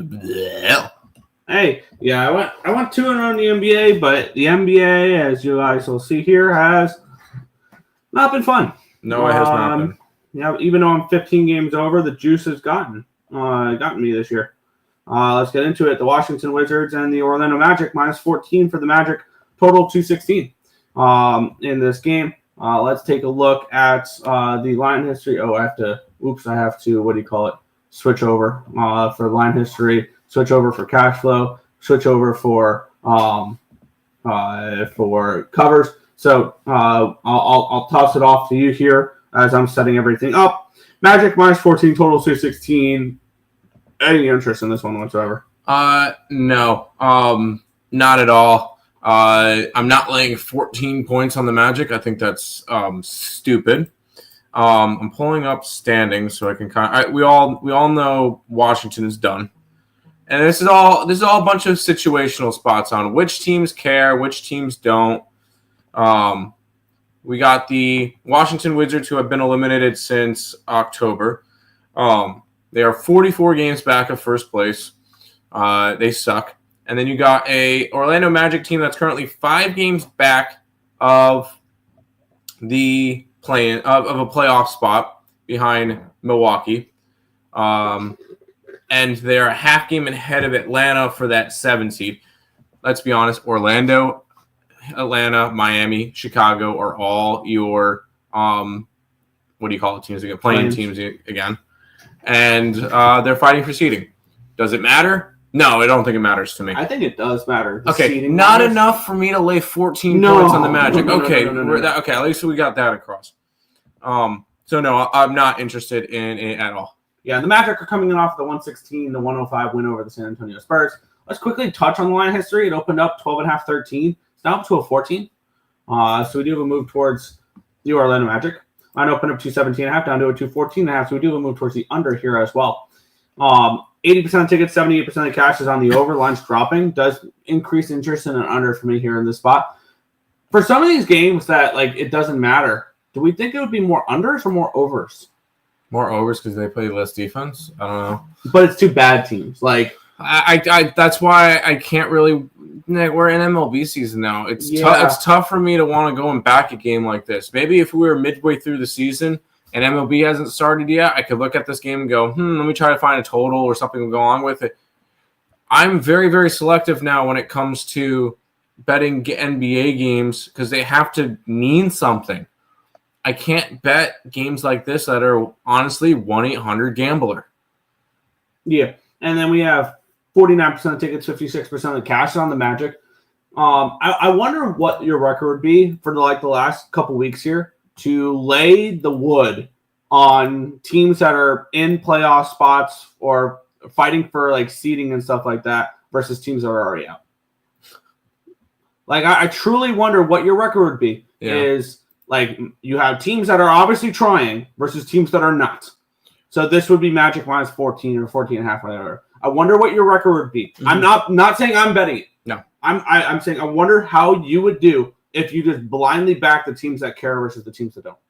Yeah. I have no clue how you would do with that. I will say I want to have a new form of lottery pick for the NBA. And I really like the idea of say once a team gets eliminated, mathematically eliminated, they're eligible now. They have to start winning games in order to build up their draft. Right? I gotta bet. So whoever has the most wins after being eliminated gets the top pick in the draft. Or has the best odds to win the draft lottery. No. We don't. It's no longer a lottery. See, I still want the draft lottery, but hear me out on this one. The teams that have the highest odds to win the draft lottery are the 11 seeds in each conference. The teams that barely miss out on the playoffs. So you're still trying to make the playoffs, but if you barely miss them, you have a better odds to win the number one overall team than the team that's been tanking all year long. But the thing is, the team that's tanking all year long needs it more. So that's why I like my idea is if once you get eliminated, you have to start winning in order to be able to be higher. You get like points, better odds. Yes. So it would be whoever has the most wins after getting mathematically eliminated gets whatever draft pick or whatever. So, but I'm staying off this one. By the way, shout out to Coyote for putting 446 in a 5-minute timeout. That was fucking hilarious. I'm going to wait 2 weeks to sign up, and I'll let everyone get ahead. And honestly, it makes zero difference. Oh, yeah, shout out to Heat Moneyline yesterday. Yeah, I mentioned this in the beginning of the show when I was recapping my Heat plus 11. Oh, real quick, I want to mention something from a game yesterday because I know 446 loves to tell us about pregame stuff with the Mets. Ronald McDonald threw out the first pitch for the Phillies. I heard nothing about it, which is weird because normally 446 would bring up something like this. But anyways, give me Franz Wagner double-double. Over Kyle RBI. What is this game, bro? Minus 14? Yeah, no, not interested. Under 216 or a Wizards team total under. There shouldn't be a lottery. See how quick NFL teams can be competitive? Yeah. NBA, some teams will suck for 20 years because they'll never get the number one pick. Put me in timeout. Yeah, Coyote did. It was great. People say worse, and I get timeout. How rude. How come you never put Dave on timeout? He's more perverted than anyone. Because we like Dave. That's a great idea, Tim. All right. All right, Nick, we get another game. Yeah, we had the Milwaukee Bucks taking on the Philadelphia 76ers. We have another matchup, though, of a team that's trying versus a team that's not. We have the Philadelphia 76ers who are done, eliminated, and they're playing like it. 0-9 straight up, 1-8 ATS in the last 9 games. This is a team where if you find these teams that are obviously not trying, we could have been fading these 76ers for weeks now and been doing just amazing doing so. because they've just given up. And I mean, it's not like they're favorites in all these games. That they're 0-8 in the last 8 ATS. 12-point dogs, 6-point dogs, 10.5-point dogs, 3-point dogs, 3-point favorites. It's the Wizards. They lost outright. 8-point dogs, 6-point dogs, 13-point dogs. They're getting their ass whooped as dogs and not even coming close. 14-point loss, 18-point loss, 23-point loss, 5-point loss to the 3-point favorite, 13-point loss, 13-point loss, 8-point loss, 23-point loss. Like, this is a 76ers team that's just plain and simply not trying. On the flip side, we have the Milwaukee Bucks, who are in the 6th seed for the East, who are battling for positioning with the Pistons and the Pacers. No, not really with the Pacers anymore. Not really with the Pacers anymore. They're three and a half games behind the Pacers. But you know where I was getting at with that. Yes. For that spot there. So they have something to try for. Line open up in 11.5. We're seeing 12s. So we do move towards them. Line open up 224. It's now 227.5. Where if 75% take, it's 83% of cash on the Bucks. Once again, it's Bucks or nothing for me. If I'm playing, I'm laying. And I think in the NBA going forward, I'm more interested in favorites than I am dogs, which is not my style of betting. But I want to back teams that care versus teams that don't. Okay. So that would mean the only thing though, I'm not laying double digits on the road. No, absolutely not happening. Never. I think I've done that once or twice this year, and I think I actually won both of those, or 1-1 or something like that. Impressive. I'm not laying double digits on the road, but it's if I'm playing, I'm laying. That's fair. I am not playing. And I know it's. And I do apologize because I know sometimes it could seem boring when it gets to the NBA section because I don't like to play a lot of games at this time of the year. Once the playoffs start, boy, I'm betting every single game. Yeah. Like, that's not even a question. I'll tack the playoffs when people care. When everybody's starting and we know where the teams are and who they're playing, that's when it matters. This doesn't mean shit. Because honestly, if you're the Bucks, do you really care who you play in the first round, whether or not it's the Knicks, Pistons, or Pacers? No, I don't really think it matters. Honestly, well, actually, it kind of does. I would rather play the Pistons or Pacers than the Knicks, but at the same time, I feel like they could beat any of those teams if we're being realistic here. Am I laying 12 points? No. At this point, it's official, Nick. We have our 10 teams that are going to be in the Eastern Conference playoffs because the Raptors, Nets, Sixers, Hornets, and Wizards are all mathematically eliminated. And that's why the Chicago Bulls have clinched a play-in spot. So there you go. We're getting to that point of the year where there's 7-8 games left. And this is the time of the year where it's going to fucking suck to bet the NBA. And you're going to get big favorites like this. And I'm not touching the Sixers at all. Sure. See how disrespected 446 gets? They don't get the number one followers. Well, you see how disrespectful it is that we offer a contest that you've been asking for a while and you don't even join it? See how it works? It's extremely disrespectful. Bucks minus 24. I mean, if you want to go for a score, go for a score. Yeah, I'm not going to talk you off of going for a big score like that. Sixers team total under. Yes. I time out when I think it's necessary. Lean Bucks but pass. He wants to back teams that care, and he bets the Suns the other day. Okay, we're done talking about the Suns. Under 226 is free. Minus 20 for the Bucks is my lean. Bulls are in the plans, but most likely the Bulls will end up getting the 10 seed, play one game in Miami, and lose. But speaking of Miami, knock off Miami. This is a spot I kind of like. Yeah? Yeah. Let's talk about it. We have the Memphis Grizzlies taking on the Miami Heat. This line, line opened up at a 5.5, immediately went to a 4.5. So the opening line was 4.5. It's still 4.5. And then we have line opened up 226. It's down to a 225 in this one here. We have the Memphis Grizzlies, 54% of tickets, 56% of the cash is on them because kind of 50-50 split. The line's moved a couple cents since the immediate 1-point line movement, like 30 seconds in. And sometimes we'll see that. It's just like book adjustments and stuff like that. It's not really like money coming in or something like that. It's just they put it in there and they're like, nope, let's move it one point or whatever.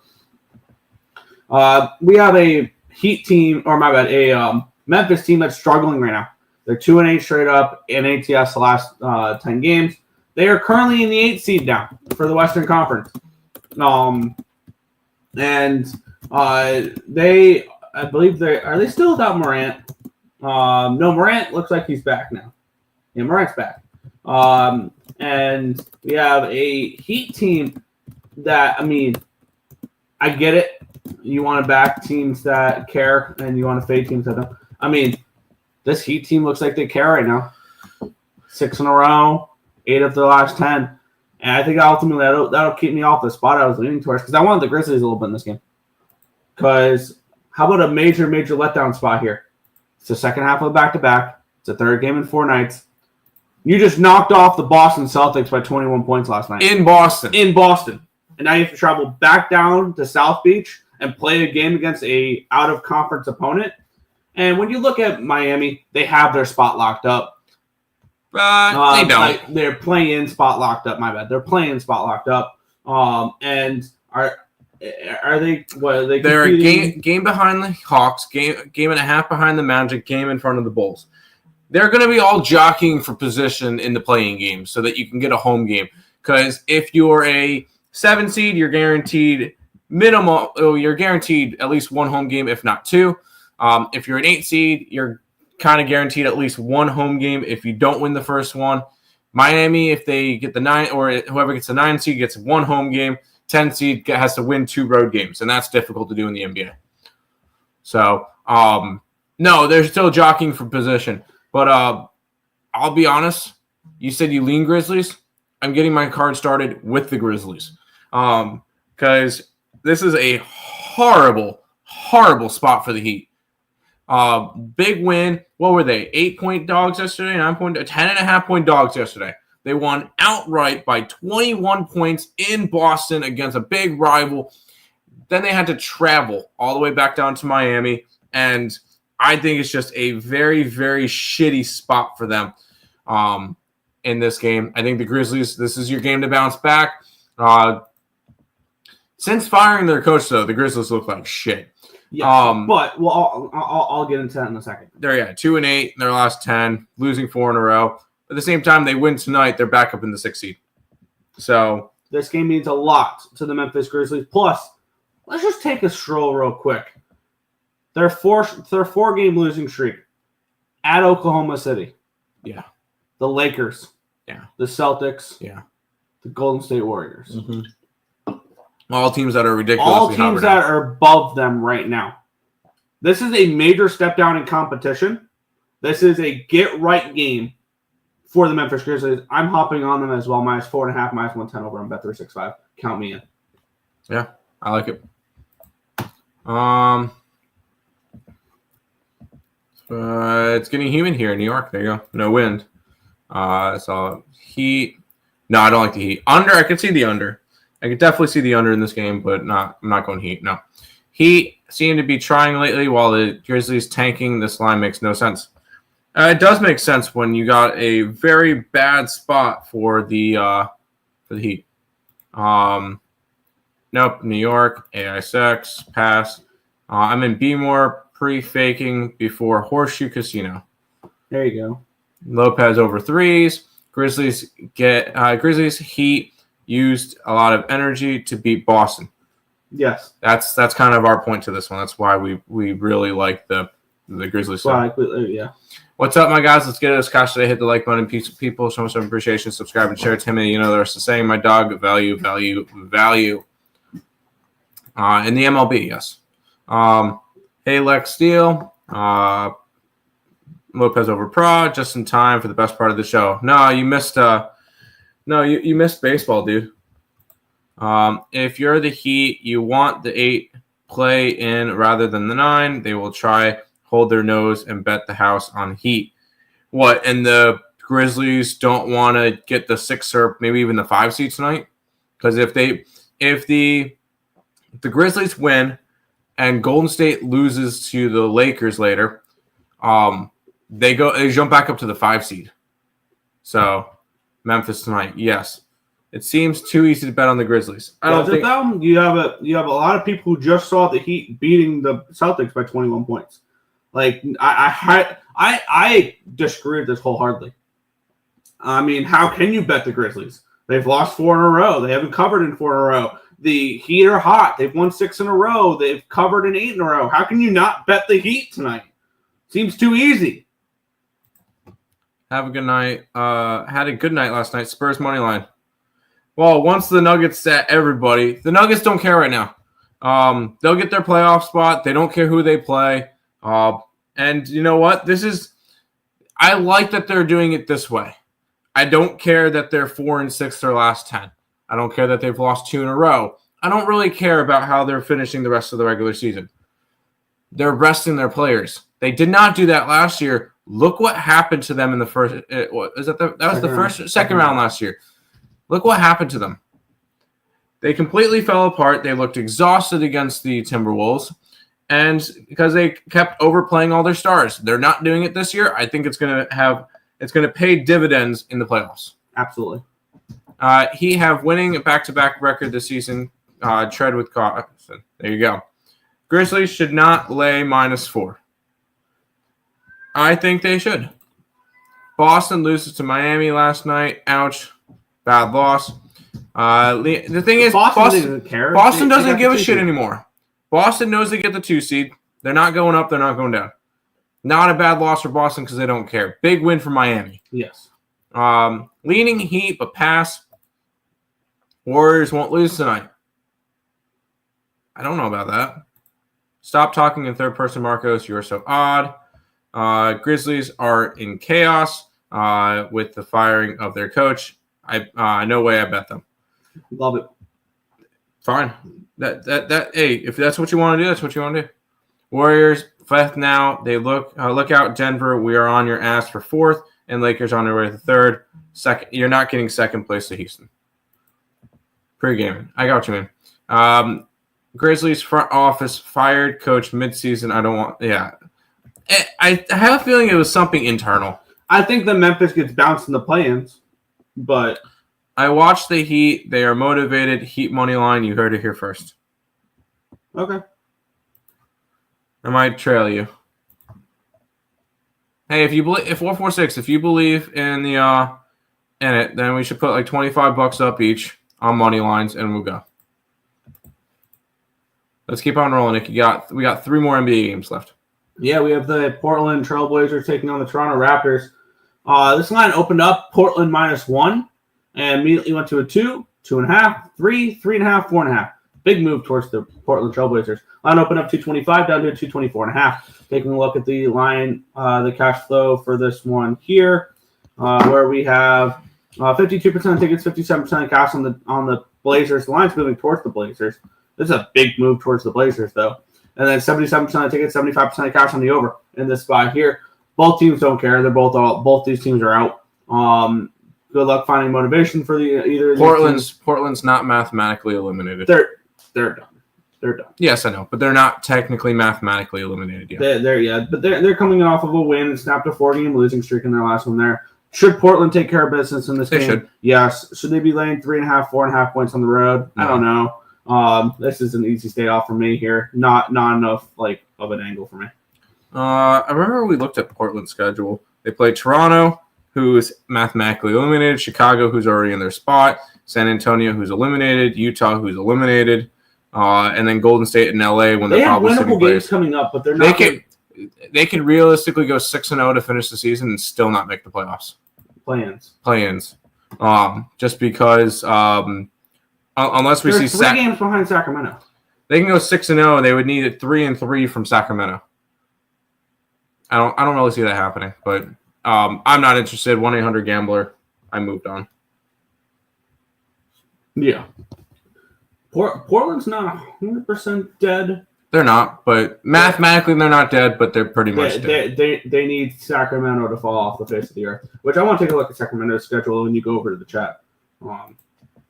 Sacramento gets Charlotte, then Cleveland, Detroit, Denver, LA, and Phoenix. Grizzlies play absolutely no defense. I cannot I can't not believe it's 4.5. I don't care if they beat Boston. Yeah, put 45. Put $25 on it. With me. You take the Heat money line. I'll take the Grizzlies money line, and we'll roll. Yeah, or you broke. Blazers smash. 446. I put the bet out there. You tell me whether or not you want it. This one's gross, Nick. Yeah, let's get into it. We have the Minnesota Timberwolves 13-point road favorites in this game with a total of 215.5. Take a look at the line history in this one here, where we have the line opening up at 12. It's now a 13. Line opened up to 18. It's down to a 215.5. So move towards the under and a move towards the Timberwolves. We have 62% of tickets, 72% of cash on Minnesota. Line moving slightly towards them. 81% of tickets, 80% of cash is on the over. The line's moving towards said over. Actually, no, it's moving slightly towards the under. Minnesota, 3 straight wins. They had a day off after that double overtime game against Denver in altitude. Now but on that day off, they went travel from Denver to Brooklyn as they start a road trip here, where they'll play Philadelphia, Milwaukee, and Memphis coming up as well. I have no interest in laying this number with the Timberwolves on the road like this. Timberwolves have been decent on the road, 21-16. They're playing a Brooklyn Nets team, though, that as big dogs, they're feisty. They won outright last game as 10-point dogs, the Brooklyn Nets. I was on Brooklyn in that game. So it looks like they're not playing out the strings as much as other teams are. They're 7-3 ATS in the last 10 games, telling me they're a little undervalued at the moment. This is Brooklyn or no bet for me. But if I go into tonight's card with just the Grizzlies, I'm not mad at all. Maybe I might add a play in the last game.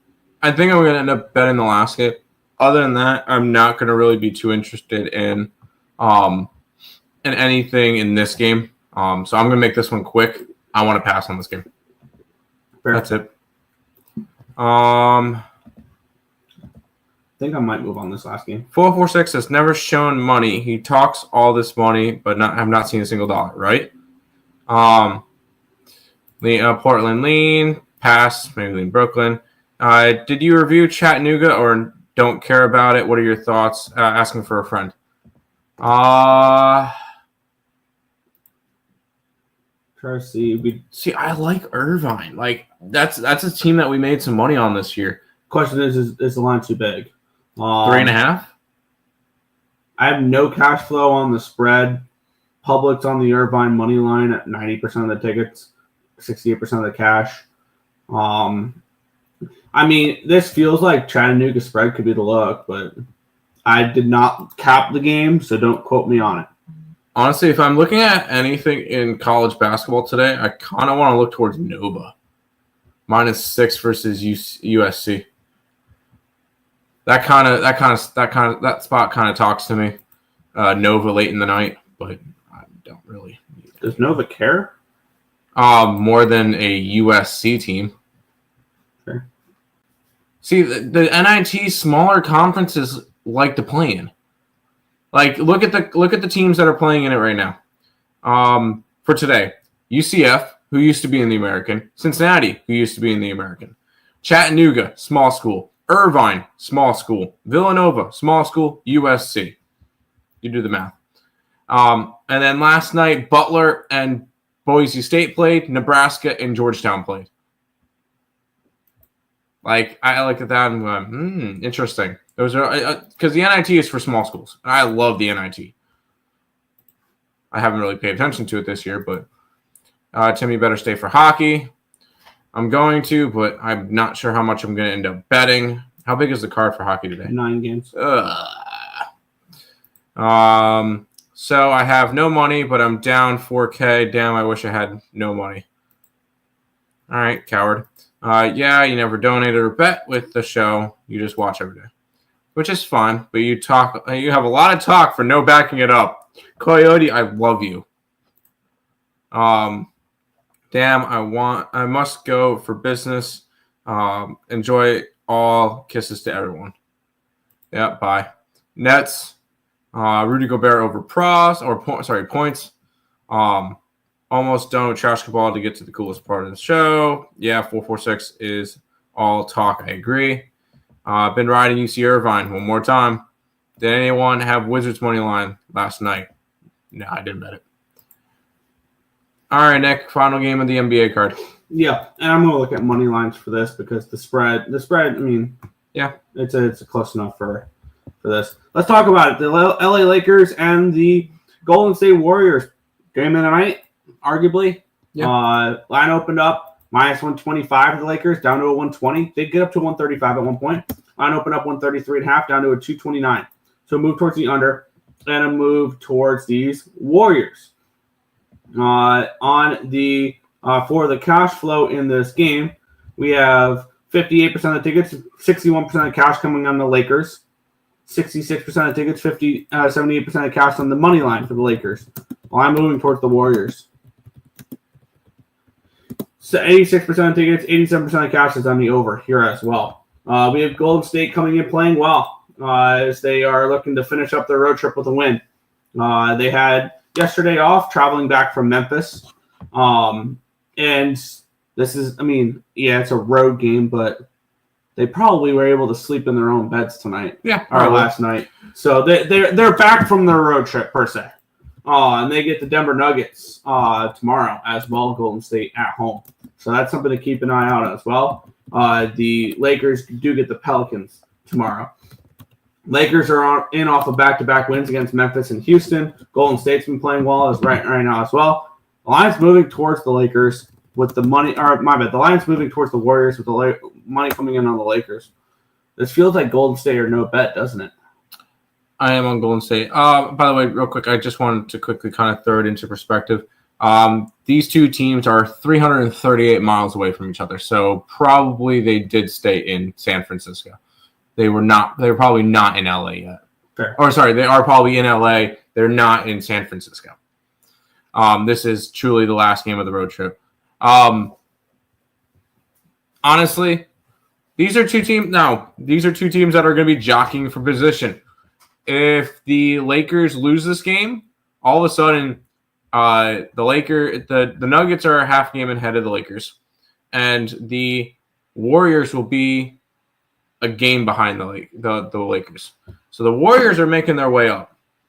The Warriors have looked good since the trade, since the Jimmy Butler trade. He's definitely helped them out. I would love to see the Lakers and the Golden State Warriors play in the first round, and then the winner get Oklahoma City, so that we don't see any of them. But I look at this game. I think this is a good spot for the Warriors. I'm grabbing them. I got them plus 105. And I just both teams care. This is not a situational spot that neither team cares, because these are teams that are jockeying for positions. It's just who do you want to play, and home court. So I like the Warriors in this one. Yep, I took the Warriors plus 105. Even though I like the Warriors in this game, can I throw out a player prop on this one potentially as well? Okay. Curry scored 52 points last game. Take him under. Under 25.5 points, minus 110 over on Fanatics. Dirty, but I like it. Because you think maybe the Lakers will focus more on Curry and other players can get the ball, like Jimmy Butler, things along those lines. Maybe. Draymond Green. I don't hate that option. Curry goes for 20 points but gets 10 assists instead. I could definitely see that. Under 25.5 for Curry. I like that. I like that. I don't bet player props, but if I did, Curry under. I like that. UTC had like 13 straight wins to end the season. Yeah, they didn't get in because it was UC San Diego that got in from their conference? Mm-hmm. From the Big West. Big legal books don't have Nova in those games. Oh, Nova's not in the NIT. That's the CBI. That's that's the CBC or something like that. That's the CBC? Something like that. It's not a sanctioned event. So like offshore books will have those lines, but not recreational books. It's like the MGM. Huh. Interesting. Yeah, so that's not a legal sports betting event. heard in America. Road Warriors, Lakers now. 446 has money, but you cannot support the guys that give you 2+ hours a day over the last 2 years and not entertain. Yeah. 3.5 Not years. a good look. 3.5 years because we started in November of 21. Chattanooga and Irvine were probably the top teams in their conferences. I just like Irvine overall throughout the season. Bet them more than Chattanooga this year. Fair. Must win for Warriors. I don't really see either of them as must-win games. It's jockeying for position. At this point, actually, it's more important for the Warriors to win this game just because if they lose, they're tied with Minnesota, Clippers, and Memphis. Memphis will depend on the night, but only play as the Lakers. I want to see Denver Laker first round. No thanks. Oh no, that's fine. The Nuggets are going to take care of them, but Luka over assist. Warriors, where Jimmy has been a different animal, different beast, but the same animal. Coyotes. Golden State might get in, but then the Luka LeBron combo is tough. This shit will be a good watch. I will watch none of it. Yeah, we bet it as is. Volatility seems higher in the NBA than the NHL. Yes. Warriors dark horse to win the West. No. Luka, LeBron versus Curry, Green, Butler. Road Warriors. Is Reeves in? I think so. I want to see Denver, Minnesota, so Wolves can pull them out again. Because you're scared? Because you're scared of having to play them again? The Mocs were going to get choked, slammed by the Anteaters today. Luka, LeBron, Reeves, this will be a tight game. No, they won't, Tim. 4-3 LA over the Nuggets. Sure. We'll go with that. Hockey, Nick. Let's get into it. And this is another time of year where both the NBA and the NHL are very similar right now. I think the NHL is a little bit deeper into their season. Because I think that there's 80, they play 82 games. And this is game number 75 for the Tampa Bay Lightning. And it's game 74 for the Ottawa Senators. So they have 7 and 8 games left in the season, these two teams. The Tampa Bay Lightning, they are playing really well right now. 4 straight wins. Granted, they knocked off Pittsburgh, Utah, Islanders, 4 games against teams that are not making the playoffs. But this is a Lightning team that is fighting for something right now. On the flip side, we have Ottawa, who are coming in off of a loss against Buffalo in their last game, 5-2. They've basically got their playoff spot not locked up, but they're pretty safe in the spot that they are in right now. The Ottawa Senators, because they currently have a 5-point lead over the Montreal Canadiens for the first wild card spot, and they have a 5-point lead over the Rangers for a playoff spot in general, and they have a game in hand on the Rangers. So something to keep an eye on there. And then they have a 7-point lead over Columbus with a game in hand on Columbus, and then it goes down from there. And this is a Tampa Bay Lightning team that is currently fighting with the Leafs for the Atlantic Division. And the Leafs got the win last night, and the Leafs lead the Lightning by 3 points with a game in hand. And I need to take a look. Do these two teams have a game against each other? I don't think so. They do. Oh, they do. April 9th in Tampa Bay, Lightning and Leafs. That'll probably decide the Atlantic Division, that game. Because I think Tampa Bay runs through Ottawa right now in this game. The way Ottawa's playing, and Tampa has more to play for right now. And they're hot, and they're playing well. This has got to be Tampa Bay or no bet for me in this game. And I'm seeing 135 over on ESPN Bet. Or do I go for a little bit of a score at the -1 line? -135, 180. I'm going to go for the score in this game. Rather than laying $1.35 with the Lightning, it's 135 and 180, plus 119 on the -1 line. Give me Tampa in this game. I think that they get another win against this Ottawa team, a team that they've owned this year. Yes, I know it's tough to beat a team 3 times, This is a Tampa Bay Lightning team I'm not stepping in front of right now. And I will go ahead and back them in this game here. Lightning -1 plus 119 for me. I look at this one. We got a Toronto team that's already clinched a playoff spot. Teams that have clinched playoff spots include Maple Leafs, Capitals, Hurricanes, Jets, Dallas, and Vegas. Eliminated teams include Kraken, Predators, Blackhawks, and Sharks. No team has been eliminated in the Eastern Conference yet. No But there will be soon. I looked at this one. This could be – you always see Ottawa kind of put up a fight against that's against Toronto. That's against Toronto. I'm thinking Toronto. My bad. I'm probably not betting a whole lot in the NHL. Let's be completely honest. NHL is not my thing. I have not been good in the NHL when I bet it this year. There will be certain spots that I think, ooh, this could be good. This is not a game that I feel like I need to get involved with. Yeah. And I probably will end up taking the Maple Leafs when they play against Tampa Bay later. I will not. I know you won't. I won't. But it's not the playoffs. It's regular season. I will be on the next game as well that we'll talk about. This is definitely another motivational spot. Let's try to run through these.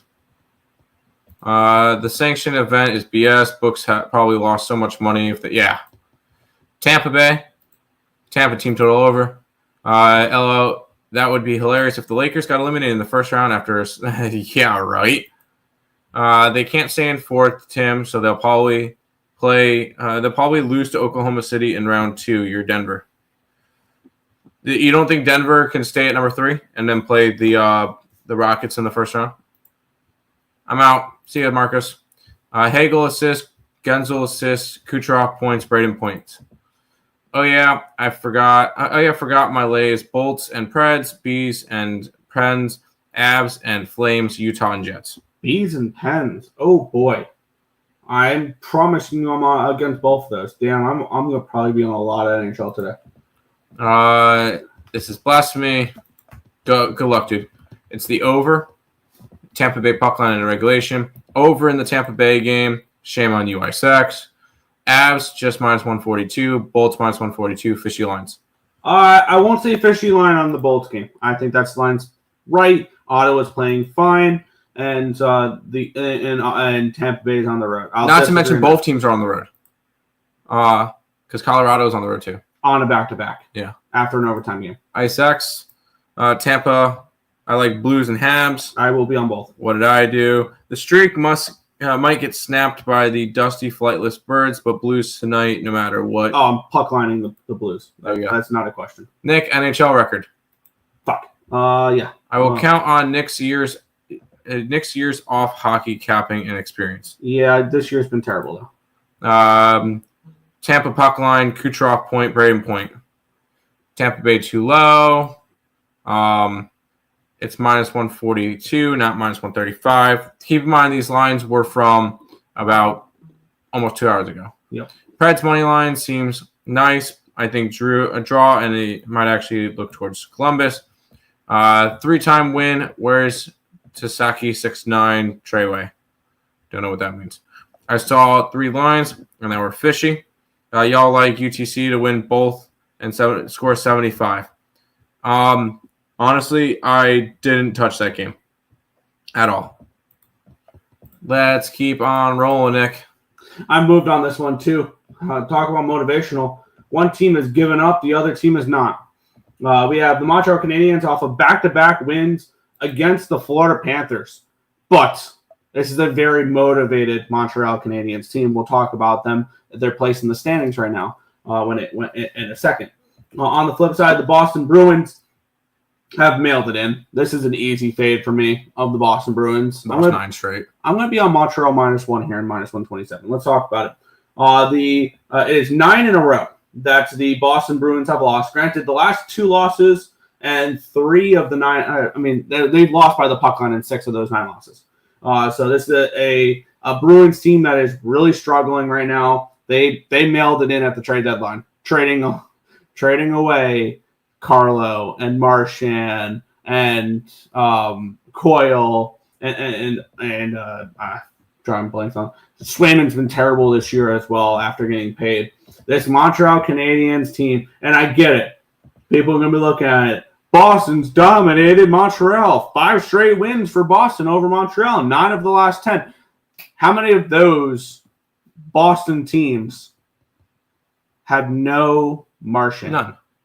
How many of those teams had no Bergeron? None. How many of those teams had no Coyle? None. Maybe some. Like, this is a different Boston Bruins team that is fade the rest of the season.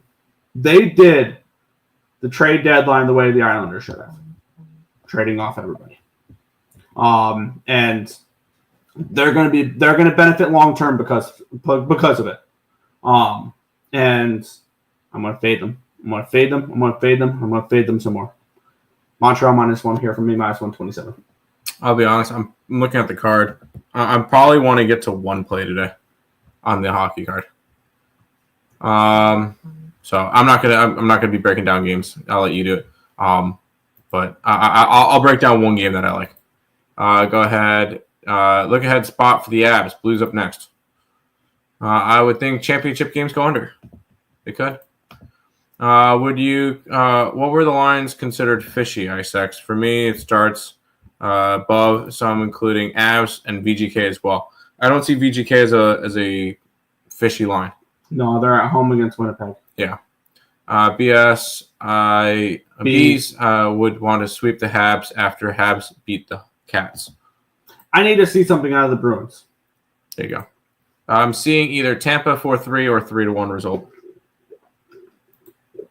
I'm out. Good luck. Good luck to you too. Bruins over 5.5. Habs team total over instead of 1.5. I could see that. Geeky anytime goal. We actually agree on the ice. Bruins tonight. Canadians being this big of a favorite in a rivalry game. Yeah. Caulfield. Yep. Bolts, Sens, Kings, Utah, Jets, Vegas. Oh wow, I'm against you a decent amount. I don't see the Jets Vegas one, but that's the game I like. So we agree on Ice X. I'll be on the draw, maybe a lean towards Boston. I usually like to back the Canadians at home. Habs money line. That's the beauty and the major reason why I have Bruins. LO that fucking rivalry. The Habs and the Have-Nots. My twist Bon Sancho Panza. The Habs and Have-Nots. Let's go Canadians. Habs in regulation. No, I like it. All right, Nick, let's keep on rolling. You got the Colorado Avalanche and the Columbus Blue Jackets, 6.5 total. Avalanche, 135 faves. Yeah, I mean, the Avalanche are coming in on second half of back-to-back. They played a shootout game last night against Chicago. They were -400 favorites. This team looks very lackluster right now when you look at the Colorado Avalanche. And on the flip side, we have a Columbus team that's playing better. They took care of business against Nashville, as they should have. They've now won 3 of their last 4 games. Granted, 2 of them were in shootouts. And they're a dog in this price. And I understand why. I understand why they're a dog because Colorado is an awesome team. And they are going to obviously make the playoffs. They're going to win a round. They're going to beat Dallas in the first round of the playoffs, the Colorado Avalanche. I'm sticking my flag there. So don't be surprised when the playoff series odds come out. And I bet the Colorado Avalanche to beat the Stars. But with that being said, the Avalanche are currently 6 points behind the Stars with 2 games, with the Stars having 2 games in hand. And then for the wild card, they're 7 points up on the Wild with no games in hand. So the Colorado Avalanche are going absolutely nowhere in the standings. They are going to finish in the Central 3. They're going to start the series on the road against the Dallas Stars, and they're going to beat them in 6 games. On the flip side, you have the Columbus Blue Jackets, who are fighting tooth and nail to make the playoffs. They are currently 2 points behind both the Rangers and the Canadiens. They have 2 games in hand on the Rangers. They have a game in hand on the Canadiens. With a win tonight, they are tied with the Canadiens if the Canadiens lose in regulation. But they won't be losing that game in hand tonight because the Canadiens also play. This is Columbus. This is Columbus for me. And now is the time of the year where we're going to start backing teams that care. Pretty plain and simple. The Avalanche have no motivation in this game. It's a back-to-back. They just played a shootout game last night. They look lackadaisical in that game. And the Columbus Blue Jackets are going to try to claw their way into the playoffs this year. I'm going to back them here in this one. Columbus plus 125 for me. Yes, I'm going to have action in the first 4 games of the card. There you go. Try to keep running through these because we're almost at 2 hours. Yep. Columbus draw spot. You can definitely see a draw because both these teams don't care about both these teams don't care about the other teams getting points. And you'll see definitely if it's tied late in the game that Columbus will be very conservative. Love the Avs playing the big fave look ahead spot to Columbus. Columbus first period and full game over. Fantilli. Columbus is a system team back at home, fade on the road. Makar over points. I have one question. How the fuck did the Bruins become so bad this season? They traded everybody away, and they lack center depth. You take a look at that, and I wish I had Boston under this year for futures. I was looking at that for Boston under. Boston missed the playoffs. It was just one of those years. It's like, is it eventually going to happen? Is it eventually going to happen? It happened. You saw that center depth that the Boston Bruins had, and it was Pavel Zacha playing on the top line. Like, that's not going to win you hockey games in the NHL. No. Over in the Columbus game, Avs puck line, Menchenko, Bruce Jenner, Columbus team total over. I hate that. Wait, I don't know why I wrote that. I don't know what you're talking about. What about under 6.5? You can see that. Monahan assist. Avs have been disappointing this week. They come up lackluster against Calgary and Chicago. Bob Oliver, thoughts on Columbus over in the team total for the first period? I don't hate that. Ice X, what are you sipping or smoking? Ask for 446. And then a bunch of players in the same game parlay. I'm in tears. Ha. Oh, yo, Nick. Yeah, I mean, if you guys have been watching the show at all the last couple weeks, you know exactly where I'm going in this game. And this will be, I think, the last of 4 straight games that I'm betting to start this NHL card. It's Blues puck line. Pretty simple. It's Blues puck line for me. I got plus 115. And it is Blues until they lose.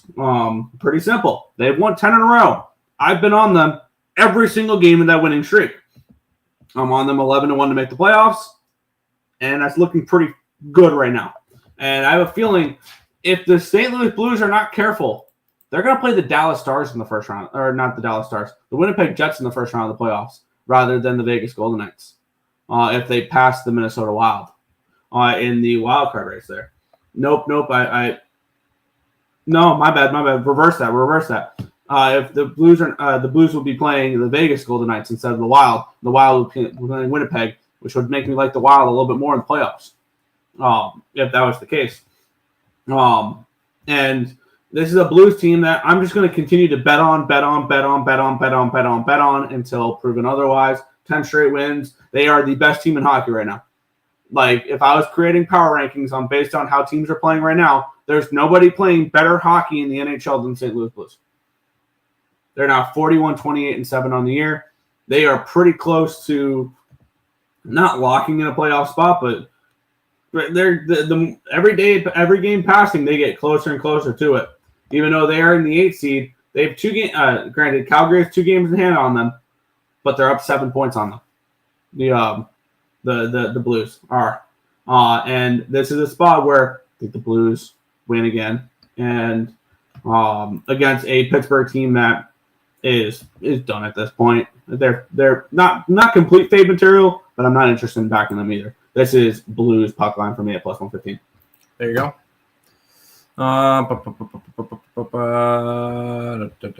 How many teams go to playoffs in the NHL? The 8 in each conference.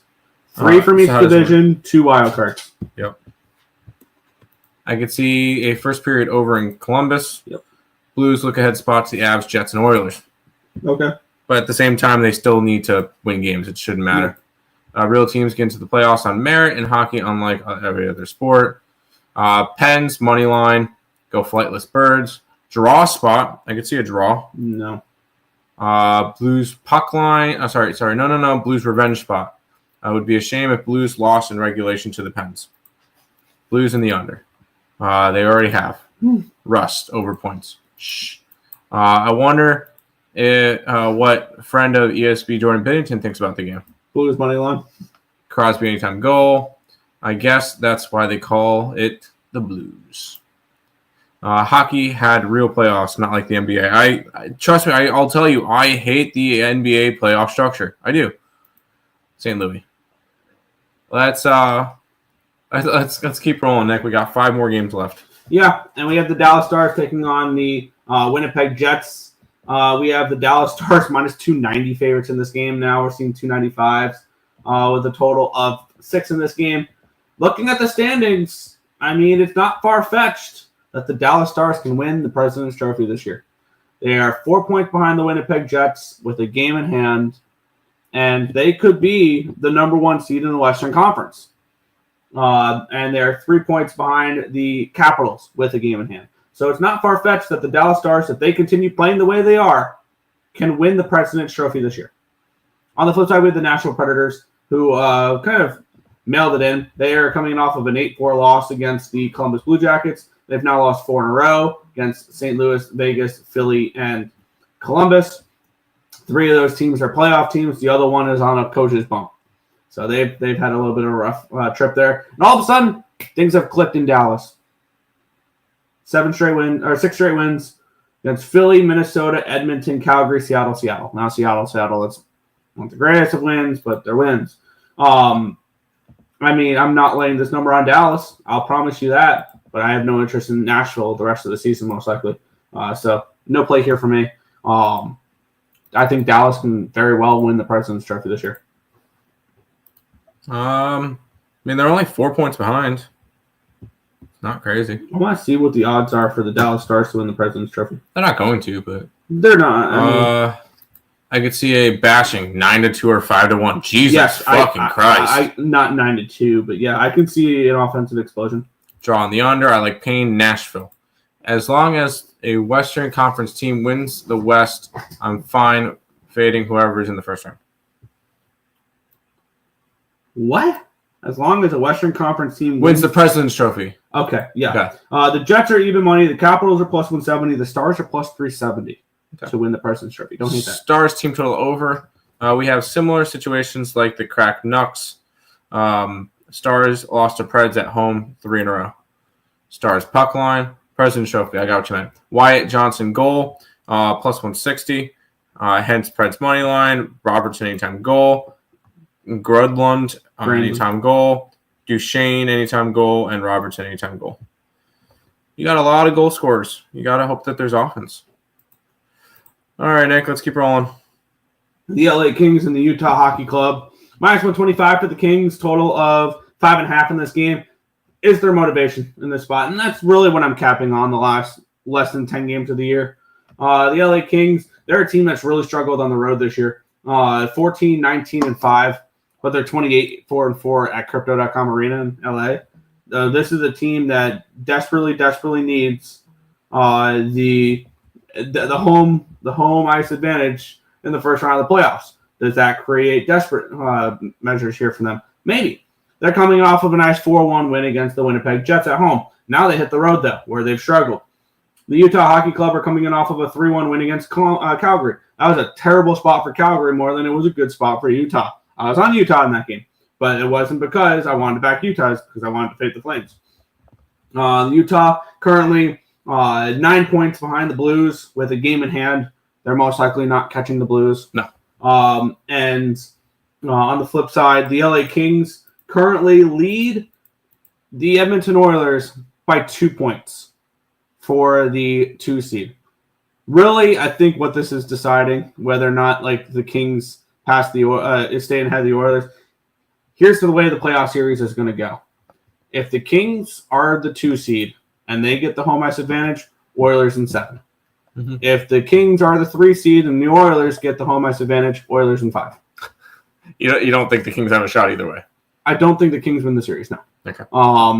This is a team that's owned them in the playoffs. Yeah. And maybe this is the year they break through. The Oilers do look like they have some cracks in them, and it looks like losing Fogle, losing Holloway on their depth is a problem.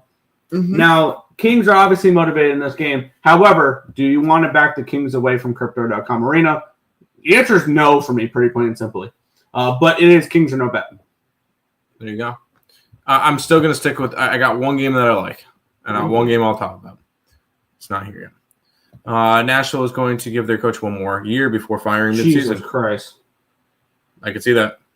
Isn't that sad? Isn't that crazy? Yeah. Ice X and Untouchable said Preds. Someone do a wellness check. No, they agreed. Dallas has a lot of ex-Preds on their team. Well, this is a big money line spot. Aren't those for the faint of heart? Ice X, don't bring that SNM here. It's a family show. Utah Hockey Club puck line. Let's keep on rolling, Nick. This is a game I like. And you talk about motivation. Here's a spot. The Calgary Flames are motivated. This is a Calgary team that if anybody in the West is going to catch the St. Louis Blues for the last playoff spot, it's the Flames. They are currently 7 points behind the Blues, and this is a must-win game for them. They have 2 games in hand, and they're not going to lose a game in hand tonight because the Blues play as well. So they'll continue to have that game in hand, the 2 games in hand on the Blues heading after tonight. We have the Anaheim Ducks, who are out of it. They are 15 points behind the Blues, but they do have 2 games in hand. So they have 8 games remaining. The max they can do, the max amount of points they can do is 90. When you look at there with the Blues, if they win tonight or get a singular point, the best they can do is tie the Blues. If the Blues beat the Penguins, the Ducks are eliminated from the playoffs, and it'd only be the Flames, the Canucks, and the Utah Hockey Club that the Blues have to worry about remaining on in the standings there. And I think this is a game that the Calgary Flames take care of business.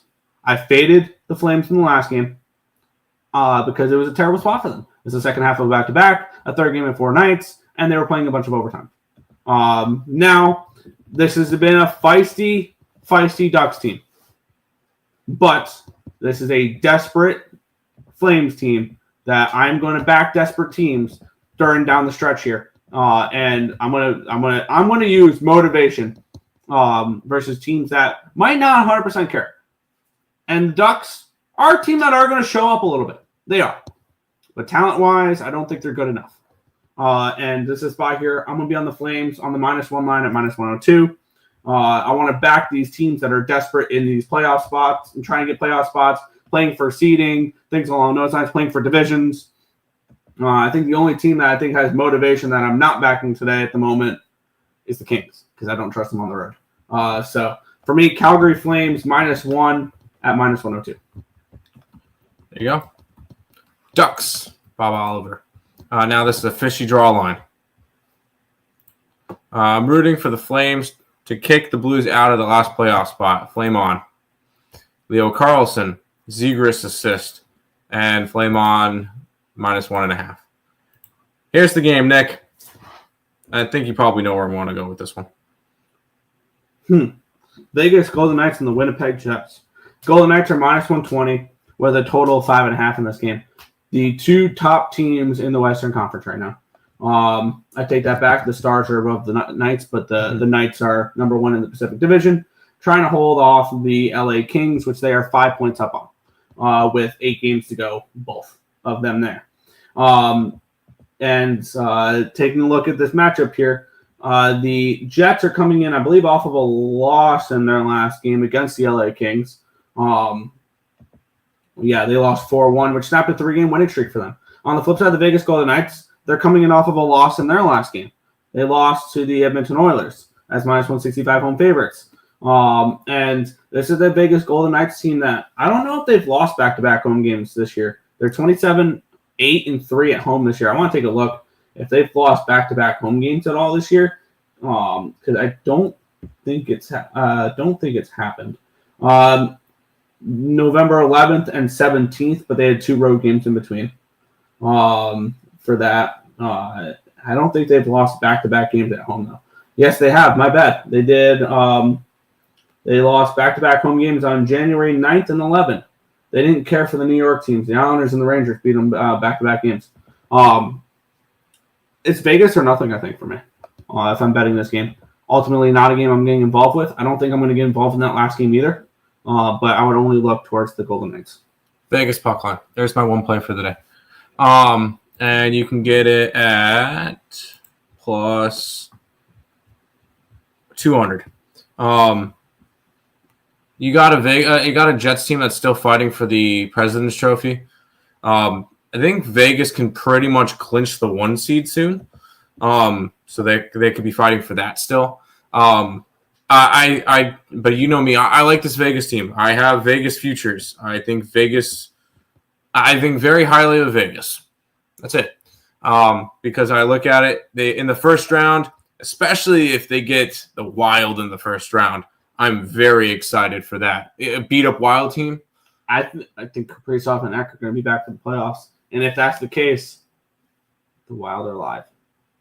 If that's the case, I think this is going to be a year of mayhem. I'd rather see Vegas play the Wild and the Blues. And then the fact that they would go up against the winner of the Kings Oilers, I think if the Kings win that series, that's very, very favorable. This year's going to be a bloodbath for playoffs. I think Vegas has a very, very good path to at least the Western Conference Finals. And if they make the Western Conference Finals, they'll either play a Dallas Stars team who had to go through Colorado and Winnipeg, or a Colorado team that's gone through the Stars and Winnipeg, or Winnipeg who's had to go through the Blues. Like the Blues or Wild, and then either the Stars or Avalanche. So that's a fun trip. I love the path for Vegas. Vegas puck line. I'm going to roll with them. Fair.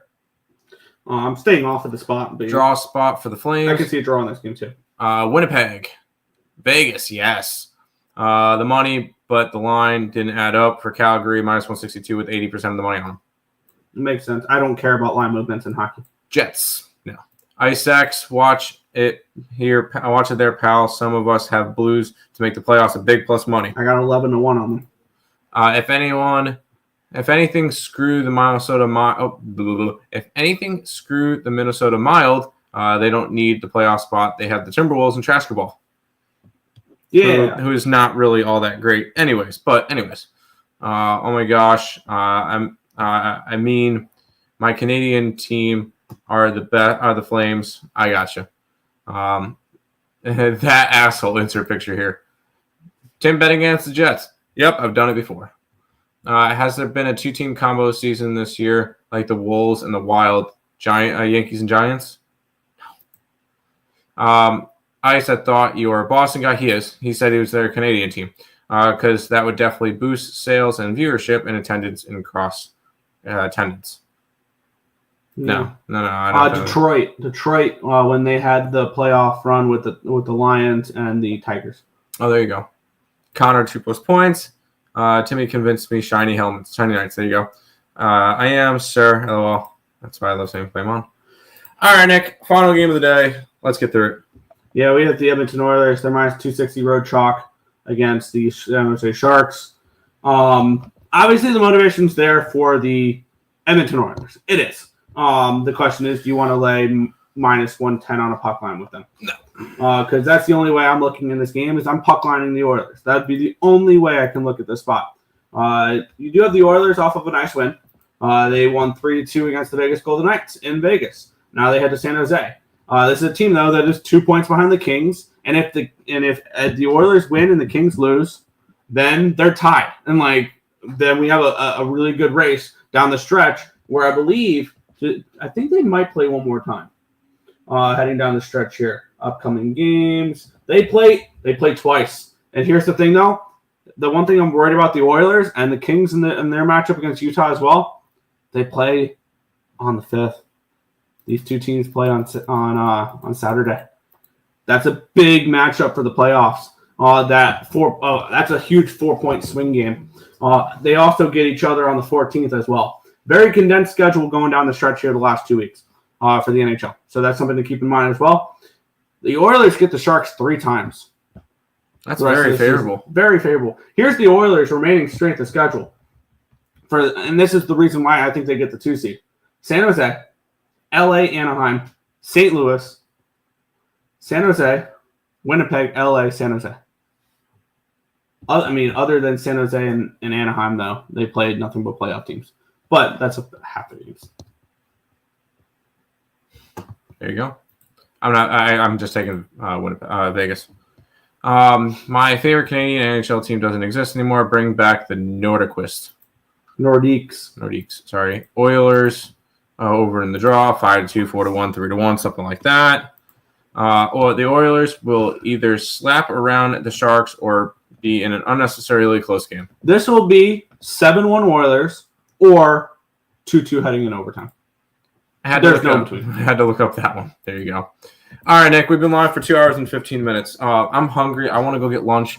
We're going to head out here. We'll post up the card in a little bit, and we'll see you guys then. We'll see you guys tomorrow. Peace out, guys.